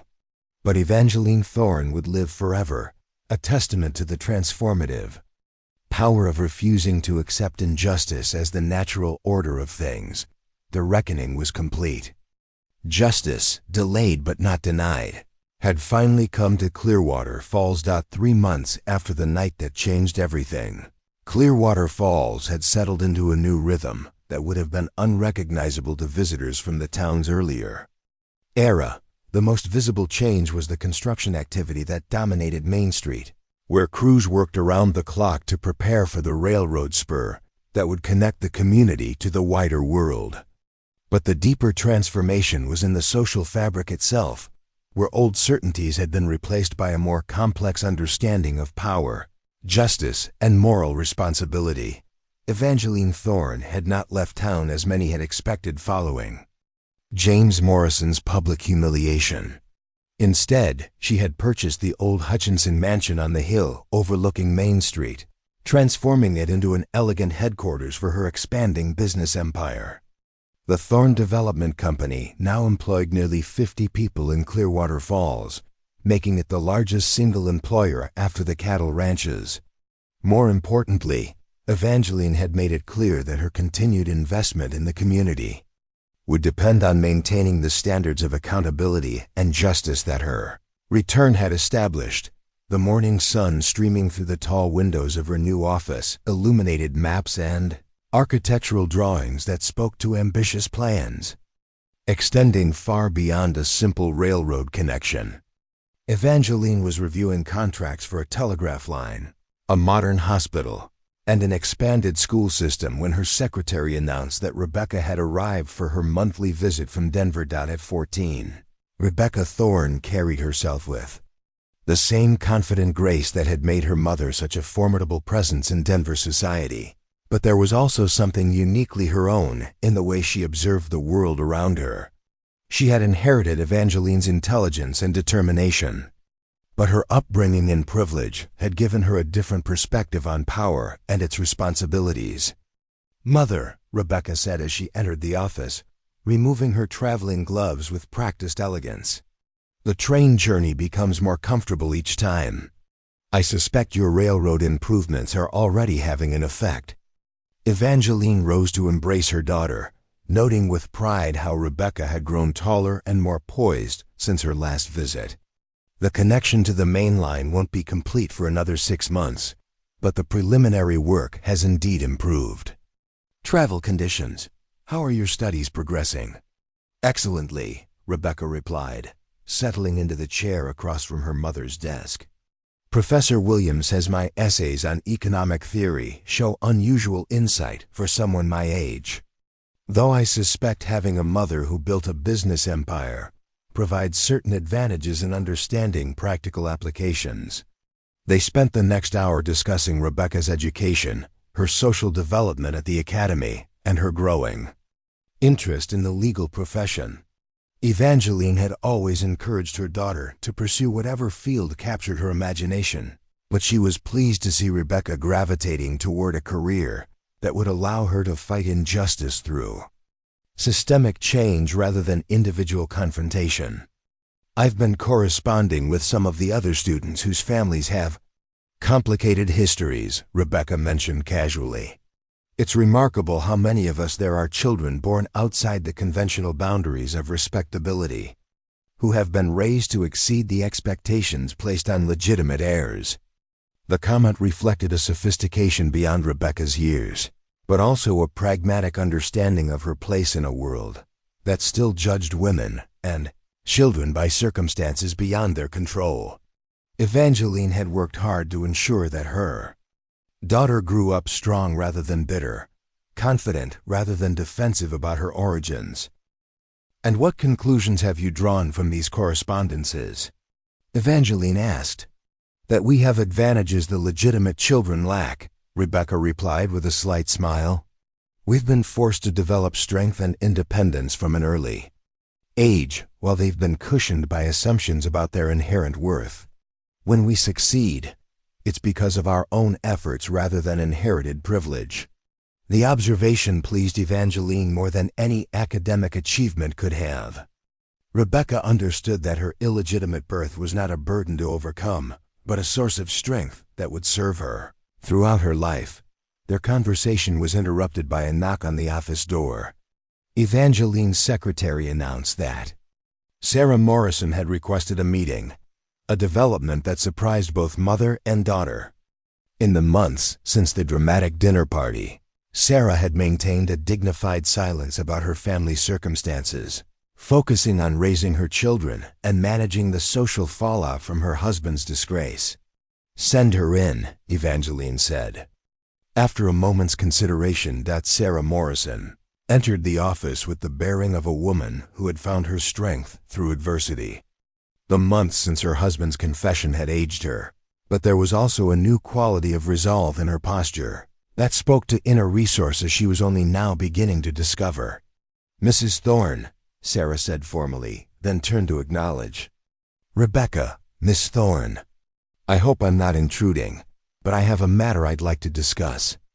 Please, sit down, Evangeline replied, gesturing to the chair beside Rebecca. What can I do for you? Sarah settled herself carefully, her hands folded in her lap with the precision of someone who had learned to control every aspect of her presentation. I wanted to thank you, she said simply. The statement hung in the air for a moment, unexpected in its directness. For destroying your family's reputation? Evangeline asked, her tone neutral but curious. For forcing us to confront the truth. Sarah replied. My children are growing up knowing that actions have consequences, that power must be exercised responsibly, and that protecting lies ultimately causes more harm than facing difficult truths. Those are lessons they would never have learned if you had not returned to hold us accountable. Rebecca studied the older woman with interest, noting the strength it must have taken to seek out this conversation. Furthermore, Sarah continued, I have a proposal. My eldest son, William, is 15 and remarkably bright, but he's also struggling with the knowledge of his father's past and his own responsibility to be better than the man who raised him. I would like to ask if the Thorne Foundation might consider sponsoring his education at a university back east, away from the shadow of recent events. The request was carefully phrased to avoid any suggestion of charity or pity. Sarah was not asking for help as a victim, but proposing a business arrangement that would benefit both parties. What would such sponsorship accomplish? Evangeline asked. It would demonstrate that redemption is possible through genuine effort and accountability, Sarah replied. William understands what his father did wrong, and he's determined to build a different kind of life. With proper education and distance from local prejudices, he could return to Clearwater Falls as the kind of leader this community needs, someone who understands both the costs of injustice and the requirements of true leadership. Evangeline considered the proposal, recognizing the strategic value of cultivating the next generation of community leaders according to her own principles. What makes you think he would use such opportunities responsibly? Because he's seen what happens when privilege is exercised without accountability, Sarah said simply. My children have watched their father lose everything he built through his own moral cowardice. They understand that respect must be earned rather than inherited. Rebecca spoke for the first time since Sarah's arrival. What does William think about this proposal? He doesn't know I'm here, Sarah admitted. But he's expressed interest in studying law, specifically with the goal of ensuring that what happened to your mother never happens to another young woman in our community. The irony was profound. James Morrison's son seeking to atone for his father's crimes by dedicating his life to protecting the vulnerable from the kind of predatory behavior that had defined his family's past. I'll consider your proposal, Evangeline said finally. But any such arrangement would come with conditions. William would need to demonstrate not just academic ability, but genuine commitment to justice and accountability. He would also need to understand that his father's crimes cannot be erased by good intentions. They can only be balanced by a lifetime of service to others. I would expect nothing less, Sarah replied. And I want you to know that this isn't an attempt to buy forgiveness or rehabilitation for my family's reputation. It's simply a mother's effort to ensure that her children become better people than their father proved to be. After Sarah left, Evangeline and Rebecca discussed the implications of the request. The idea of mentoring James Morrison's son held a certain poetic justice, but it also represented a more profound evolution in Evangeline's approach to addressing injustice. Are you considering it seriously? Rebecca asked. I'm considering what it would represent, Evangeline replied. When I returned to Clearwater Falls, my goal was to demonstrate that actions have consequences. Now I have the opportunity to show that those consequences can be transformative rather than merely punitive. The conversation was interrupted by the arrival of another visitor, Dr. Stevens, who had become one of Evangeline's most reliable allies in her efforts to modernize the community's institutions. Mrs. Thorne, he said as he entered the office, I have news about the hospital project. The medical college in Denver has agreed to establish a satellite training program here, provided we can guarantee adequate funding for the next 5 years. The hospital had been one of Evangeline's most ambitious initiatives, designed to bring modern medical care to a region that had always been underserved by qualified physicians. But more than that, it represented her commitment to ensuring that future generations would have access to resources she had been denied as a child. Excellent, Evangeline said. What are the specific requirements? Dr. Stevens outlined the financial commitments and staffing needs, painting a picture of a medical facility that would serve not just Clearwater Falls, but the entire surrounding region. The project would position the town as a center for healthcare innovation, attracting patients and medical professionals from across Colorado and beyond. There's one other element you should be aware of, Dr. Stevens added. The medical college has requested that the hospital include a dedicated wing for women's healthcare, including services that are currently unavailable in most frontier communities. The significance was not lost on any of them. Such a facility would provide the kind of medical support and social services that might have changed Evangeline's life 15 years earlier. Young women facing difficult pregnancies would have access to professional care rather than judgment and exile.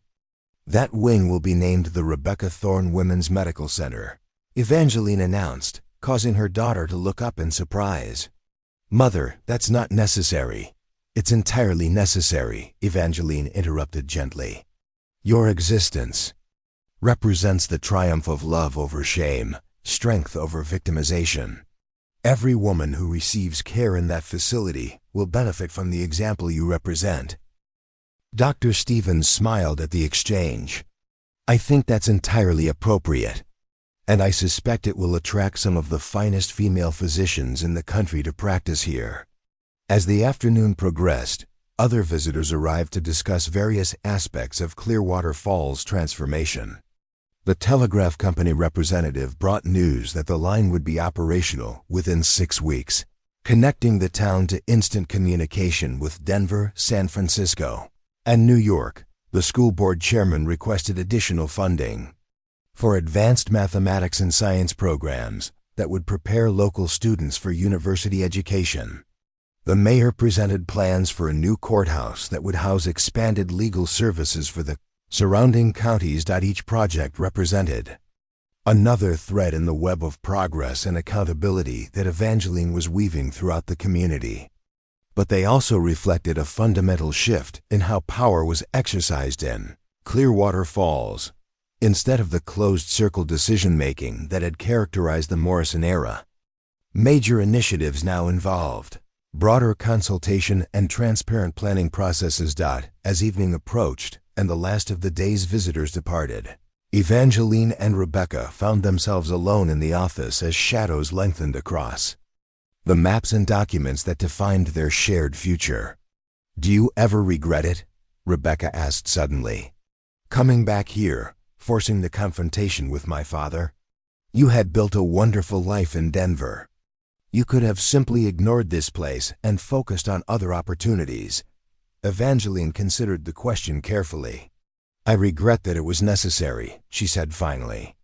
"I regret that a 13-year-old girl had to endure such cruelty, that she grew into a woman determined to reshape an entire community. But I don't regret the choice to return and demand accountability." "And now, are you satisfied with what you've accomplished?" "Satisfaction suggests completion," Evangeline replied. "What we've accomplished here is the beginning of something larger. Clearwater Falls will become a model for how communities can evolve beyond their founding prejudices and limitations. The children growing up here will inherit a different understanding of justice, responsibility, and the proper use of power." Rebecca nodded thoughtfully. "Including James Morrison's children." "Especially James Morrison's children," Evangeline confirmed. "They have the opportunity to redeem their family's legacy through service to others. Whether they choose to embrace that opportunity or repeat their father's mistakes will determine their own moral character." As night fell over Clearwater Falls, mother and daughter prepared to return to the mansion on the hill, where they would spend another evening planning the future of a community that had once rejected them both. The scared, pregnant girl who had been driven from town in shame was now the most powerful person for hundreds of miles in any direction. Her illegitimate daughter was growing into a young woman who would inherit not just wealth and social position, but the knowledge that justice delayed is not justice denied. The transformation of Clearwater Falls continued, guided by the unshakable principle that those who abuse their power will eventually face consequences, and those who endure injustice with strength and intelligence can ultimately reshape the world. According to their own moral vision, the new order had begun, and it would endure long after the last person who remembered Ava Caldwell had passed into history. 5 years had passed since the night Evangeline Thorne revealed her true identity to the stunned dinner party guests at the Clearwater Hotel. In that time, the town had transformed beyond recognition, evolving from a struggling frontier settlement into a thriving regional center that attracted visitors, investors, and settlers from across the American West. But perhaps the most remarkable transformation was not in the buildings or businesses that lined Main Street, but in the generation of young people who had grown up understanding that power carried responsibility and that justice was not a luxury reserved for the wealthy. Rebecca Thorne, now 19 and recently graduated from Wellesley College with highest honors, stood on the platform of the Clearwater Falls Railroad Station, watching the morning train from Denver discharge its passengers. Among them was William Morrison, returning home after 4 years at Harvard Law School with a degree that represented both his family's redemption and his own determination to build something better from the ashes of his father's disgrace. Young man who stepped onto the platform bore little resemblance to the awkward 15-year-old who had departed Clearwater Falls carrying the weight of his father's sins. William had grown tall and confident, but there was something in his bearing that spoke to hard-won wisdom rather than inherited privilege. His correspondence with Rebecca during their respective educations had revealed a keen intellect and a moral seriousness that impressed even Evangeline, who had initially been skeptical about investing in James Morrison's son. "Miss Thorne," William said formally as he approached, removing his hat with the practiced courtesy of someone who had learned to navigate the social complexities of Eastern society. "Thank you for meeting me. I wasn't certain anyone would remember my return date. Your mother mentioned it at last week's hospital board meeting." Rebecca replied, noting how the years had refined his features while adding depth to his expression. "Besides, I was curious to see what Harvard had made of you." They walked together toward the carriage that would take William to the Morrison family home, which had been considerably reduced in circumstances since his father's fall from grace. James Morrison now worked as a clerk in his former bank, having signed over his ownership stake as part of his settlement with Evangeline. The family lived in a modest house on the edge of town, their reduced status serving as a daily reminder of the costs of moral failure. "I heard about your work with the Women's Legal Aid Society in Boston," William said as they traveled through streets that had been transformed by 5 years of systematic development. "Professor Adams mentioned that your senior thesis on reproductive rights legislation was being circulated among reform-minded lawyers throughout New England." Rebecca smiled at the recognition. Her thesis had indeed attracted attention far beyond the college, proposing legal frameworks that would protect young women from the kind of exploitation her mother had endured. The work represented both academic achievement and personal mission, translating family trauma into systematic social reform. "I'm hoping to establish a similar organization here in Colorado," Rebecca said. "The territorial laws regarding women's rights are more progressive than most Eastern states, but practical enforcement remains inconsistent. There's considerable work to be done." As they passed the construction site where the new courthouse was nearing completion, William observed the scope of changes that had occurred during his absence. The building that would house expanded legal services for the region was just one element of Evangeline's comprehensive plan to establish Clearwater Falls as a center for justice and progressive governance. "Your mother has accomplished remarkable things," William said, his tone carrying both admiration and something approaching awe. "The hospital, the schools, the telegraph connections, this place has become everything a frontier community should aspire to be. She's demonstrated what can be achieved when power is exercised with clear moral purpose," Rebecca replied. "But the real test will be whether these institutions survive and flourish after she's no longer here to oversee them personally." The comment reflected a maturity beyond her 19 years, but also a practical understanding of organizational sustainability that had been shaped by years of observing her mother's business operations. Evangeline had built an empire, but empires required successors who understood both their power and their responsibilities. They arrived at the Morrison house as Sarah was tending to her garden, her hands dirty from planting flowers that would bloom throughout the summer months.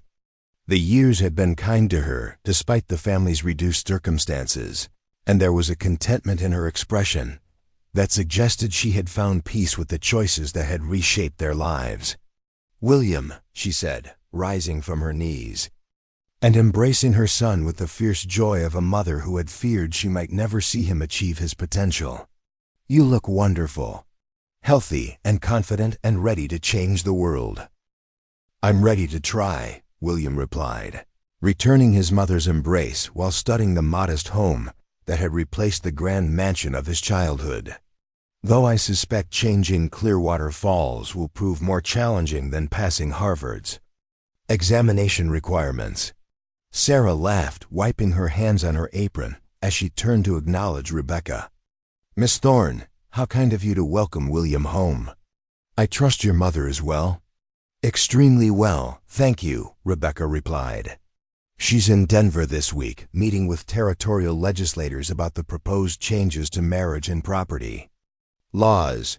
She asked me to convey her congratulations on William's graduation and her hope that he'll consider joining the legal team we're assembling for the new courthouse." The offer was both generous and strategic. Evangeline had recognized that William's unique background, combining elite education with intimate knowledge of moral failure's consequences, made him an ideal advocate for the kind of justice-centered legal practice she envisioned for Clearwater Falls. "I would be honored to discuss such an opportunity," William said carefully. "Though I should mention that I've also received offers from law firms in Denver and San Francisco." "Of course you have," Rebecca replied without surprise. "Harvard law graduates with your academic record have their choice of positions. The question is whether you want to spend your career making wealthy clients wealthier, or whether you want to build something that will matter beyond your own professional success." The challenge was delivered with a smile, but William understood the deeper question being posed. His response would determine not just his career trajectory, but his relationship with the community that had raised him, and the family that had reshaped his understanding of justice and accountability. Their conversation was interrupted by the arrival of Dr. Stevens, who had become one of the most respected figures in the transformed Clearwater Falls. His medical practice now included 3 other physicians and a nursing school that attracted students from across the Western Territories. "William," Dr. Stevens said warmly, shaking hands with the young lawyer, "welcome home. Your timing is excellent. We're facing several legal challenges related to the hospital's expansion that could benefit from a fresh legal perspective." "What kind of challenges?" William asked, his professional interest immediately engaged. "The territorial government is questioning our authority to provide certain medical services, particularly those related to women's reproductive health," Dr. Stevens explained. "There are also disputes with neighboring counties about jurisdiction and funding for regional medical services." Rebecca's expression sharpened at the mention of reproductive health services.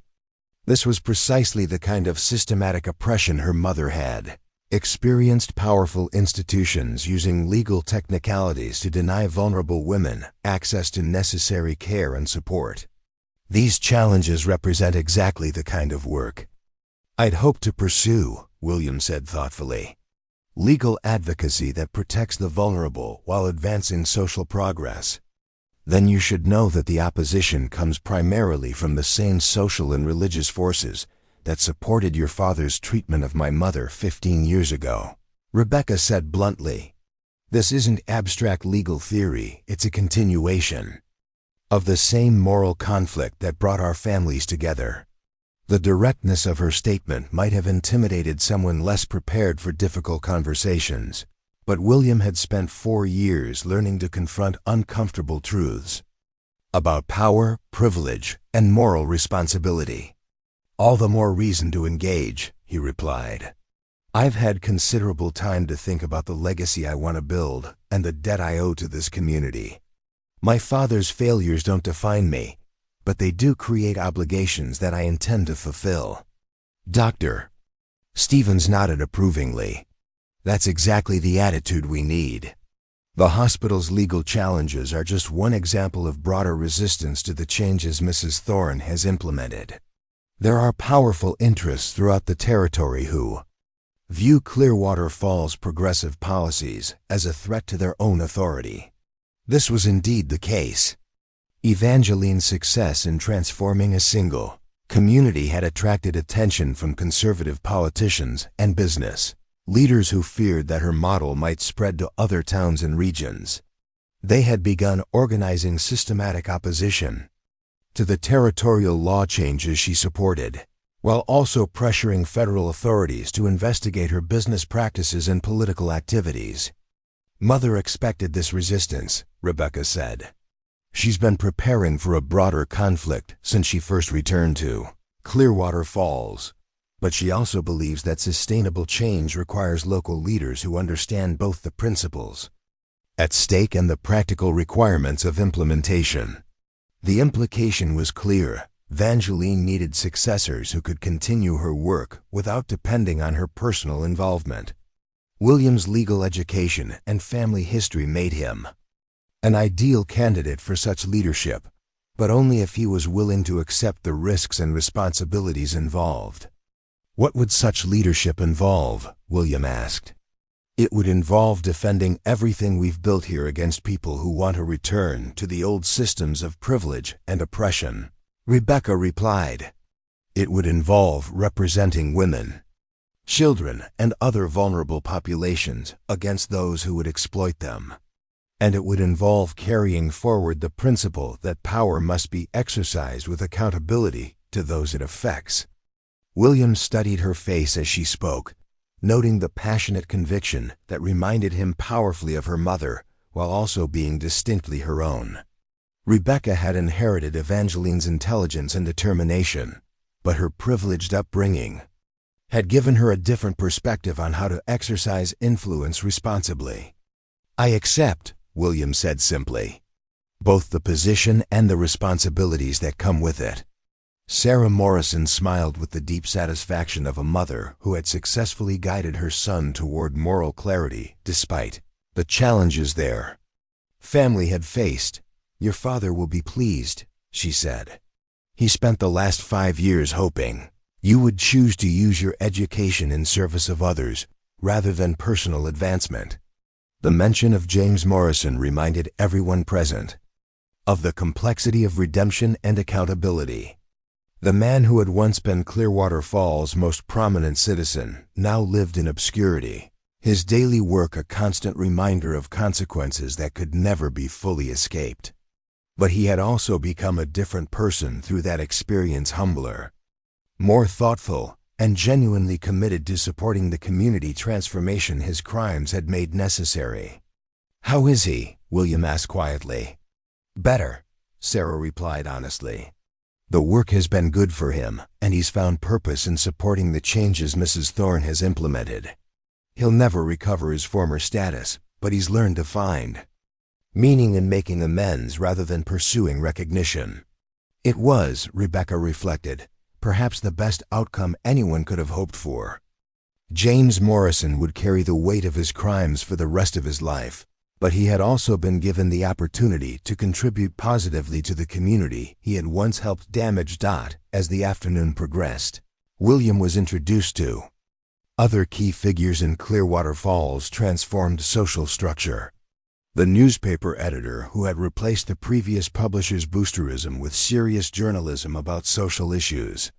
The bank president who had implemented progressive lending policies designed to support small businesses and individual opportunity rather than concentrating wealth among established families.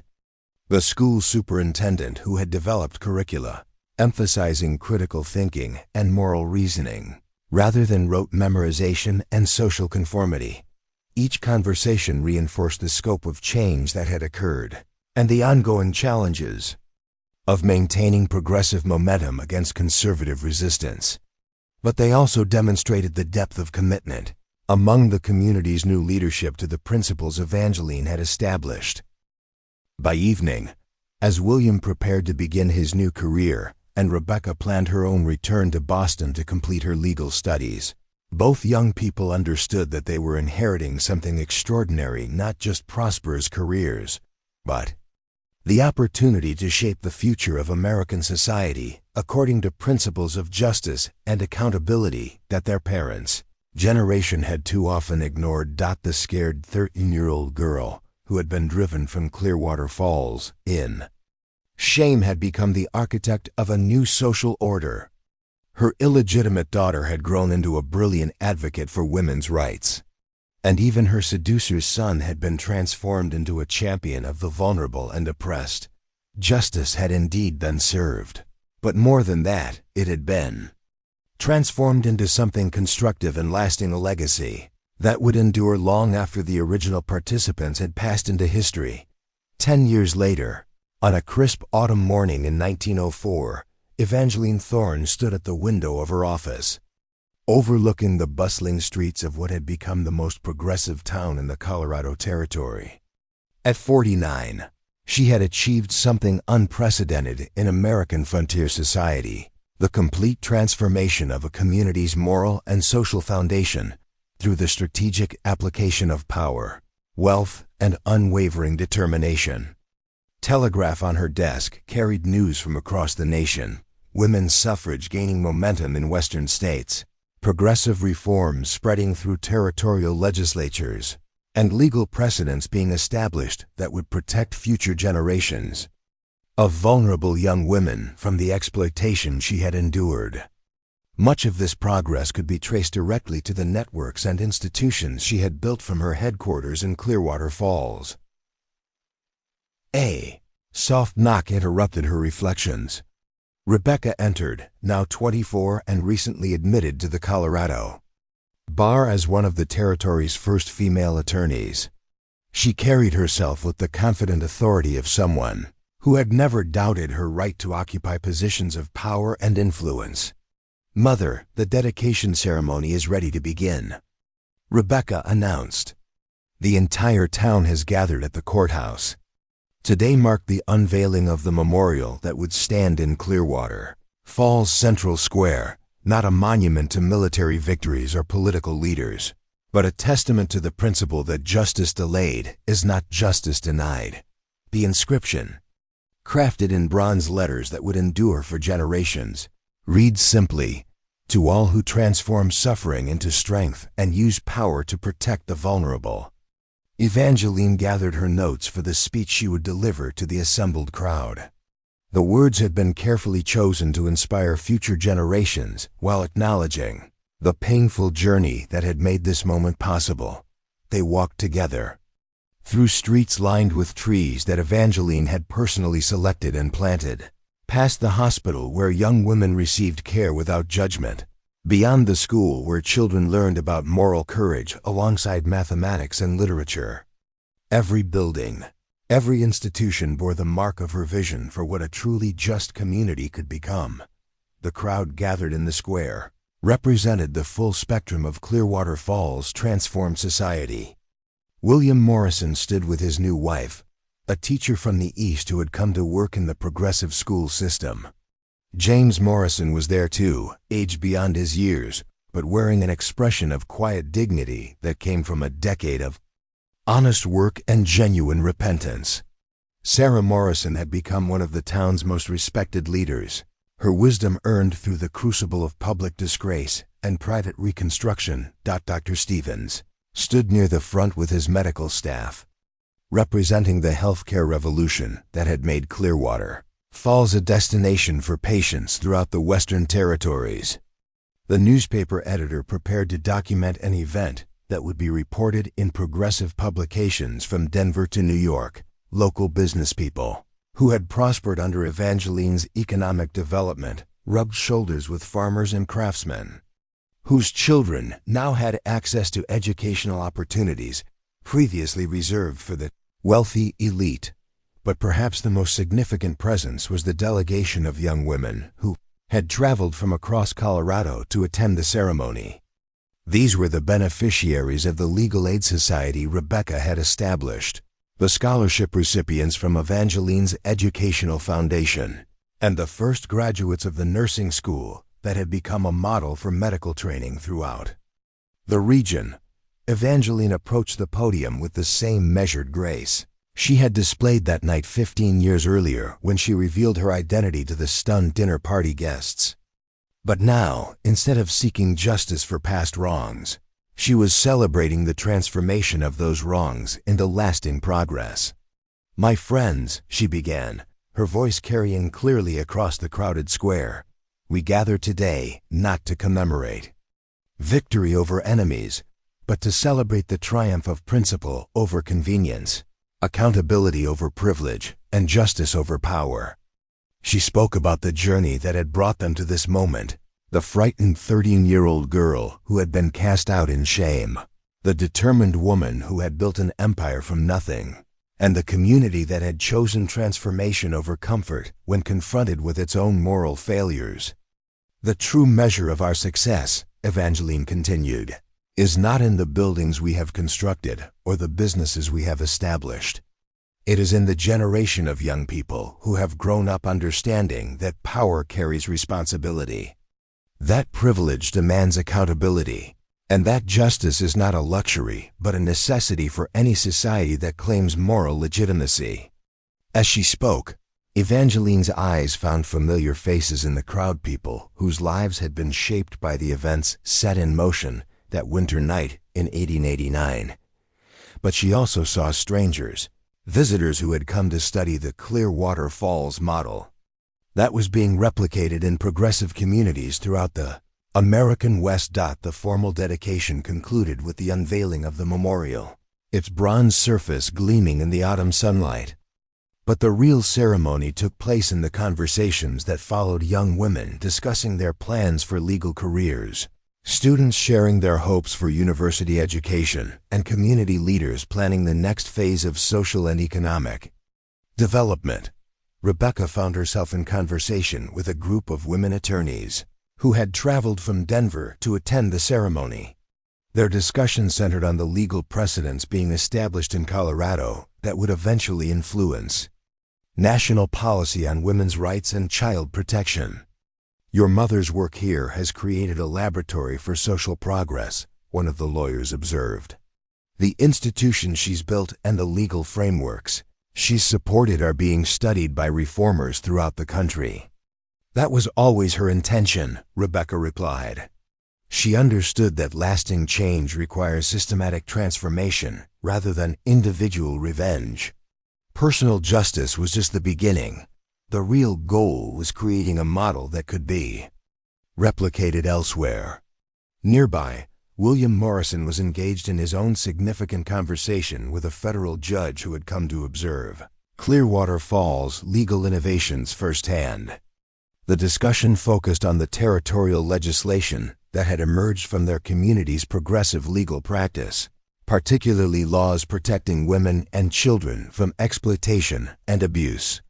"The cases you've handled here have established precedents that will influence jurisprudence for decades," the judge noted. "Your approach to reproductive rights and family law is years ahead of national standards. We've had the advantage of building on a foundation that prioritizes justice over tradition," William replied. "When you start with the principle that vulnerable people deserve protection rather than judgment, the legal frameworks follow naturally." As afternoon shifted toward evening, the formal ceremonies gave way to more intimate gatherings. Evangeline found herself in the garden behind her mansion, hosting a dinner for the visiting dignitaries and local leaders who had shaped Clearwater Falls' transformation. The conversation ranged across topics that would have been unthinkable in the original frontier settlement: women's education, progressive taxation policies, labor rights, and the emerging movement for federal constitutional amendments that would guarantee equal protection under law. "Mrs. Thorne," the federal judge said during dessert, "I'm curious about your long-term vision. You've achieved something remarkable here, but what comes next?" Evangeline smiled, glancing toward Rebecca, who was engaged in animated discussion about legal strategy with several younger attorneys. "What comes next is succession," she said simply. "I've spent 25 years building institutions and training leaders. Now it's time to step back and allow the next generation to carry these principles forward, according to their own vision and methods." The comment reflected a wisdom that came from understanding the difference between personal power and institutional transformation. Evangeline had always known that her greatest achievement would not be her own success, but the creation of systems and leaders that could continue progressing long after her direct involvement ended. Later that evening, as the last guest departed and mother and daughter found themselves alone in the garden where Evangeline had first conceived her plans for Clearwater Falls transformation, Rebecca posed the question that had been building throughout the day's celebrations. Do you ever wonder what would have happened if you hadn't returned? If you had simply built your life in Denver and left this place to its own devices? Evangeline considered the question seriously, as she always did when Rebecca challenged her to examine her own motivations and choices. I think about it occasionally, she admitted. But I believe that injustice allowed to stand ultimately corrupts everything it touches. If I hadn't returned to demand accountability, the patterns that harmed me would have continued harming others. And now? Now we've demonstrated that transformation is possible, that communities can evolve beyond their founding prejudices and limitations, Evangeline replied. More importantly, we've created leaders who understand that power exists to serve justice rather than personal interest. They sat in comfortable silence as stars appeared above the town that had been transformed by one woman's refusal to accept injustice as the natural order of things. The scared, pregnant 13-year-old who had been driven away in shame had become the architect of a new social order. Her illegitimate daughter had grown into a brilliant advocate for women's rights. Even her betrayer's son had been transformed into a champion of the vulnerable and oppressed. The circle was complete, but it was also expanding outward in ways that would continue long after everyone present had passed into history. Justice had indeed been served, but more than that, it had been transformed into something constructive and enduring, a legacy that would touch lives not yet born and reshape communities not yet imagined. As Evangeline Thorne prepared for sleep in the mansion she had built on the hill overlooking Clearwater Falls, she knew with quiet satisfaction that the frightened girl who had once been Eva Caldwell could finally rest. The woman she had become had not just sought justice, she had created it, nurtured it, and passed it on to the next generation to carry forward into an uncertain but more hopeful future. Up next, you've got 2 more standout stories right on your screen. If this one hits the mark, you won't want to pass these up. Just click and check them out. And don't forget to subscribe and turn on the notification bell so you don't miss any upload from us.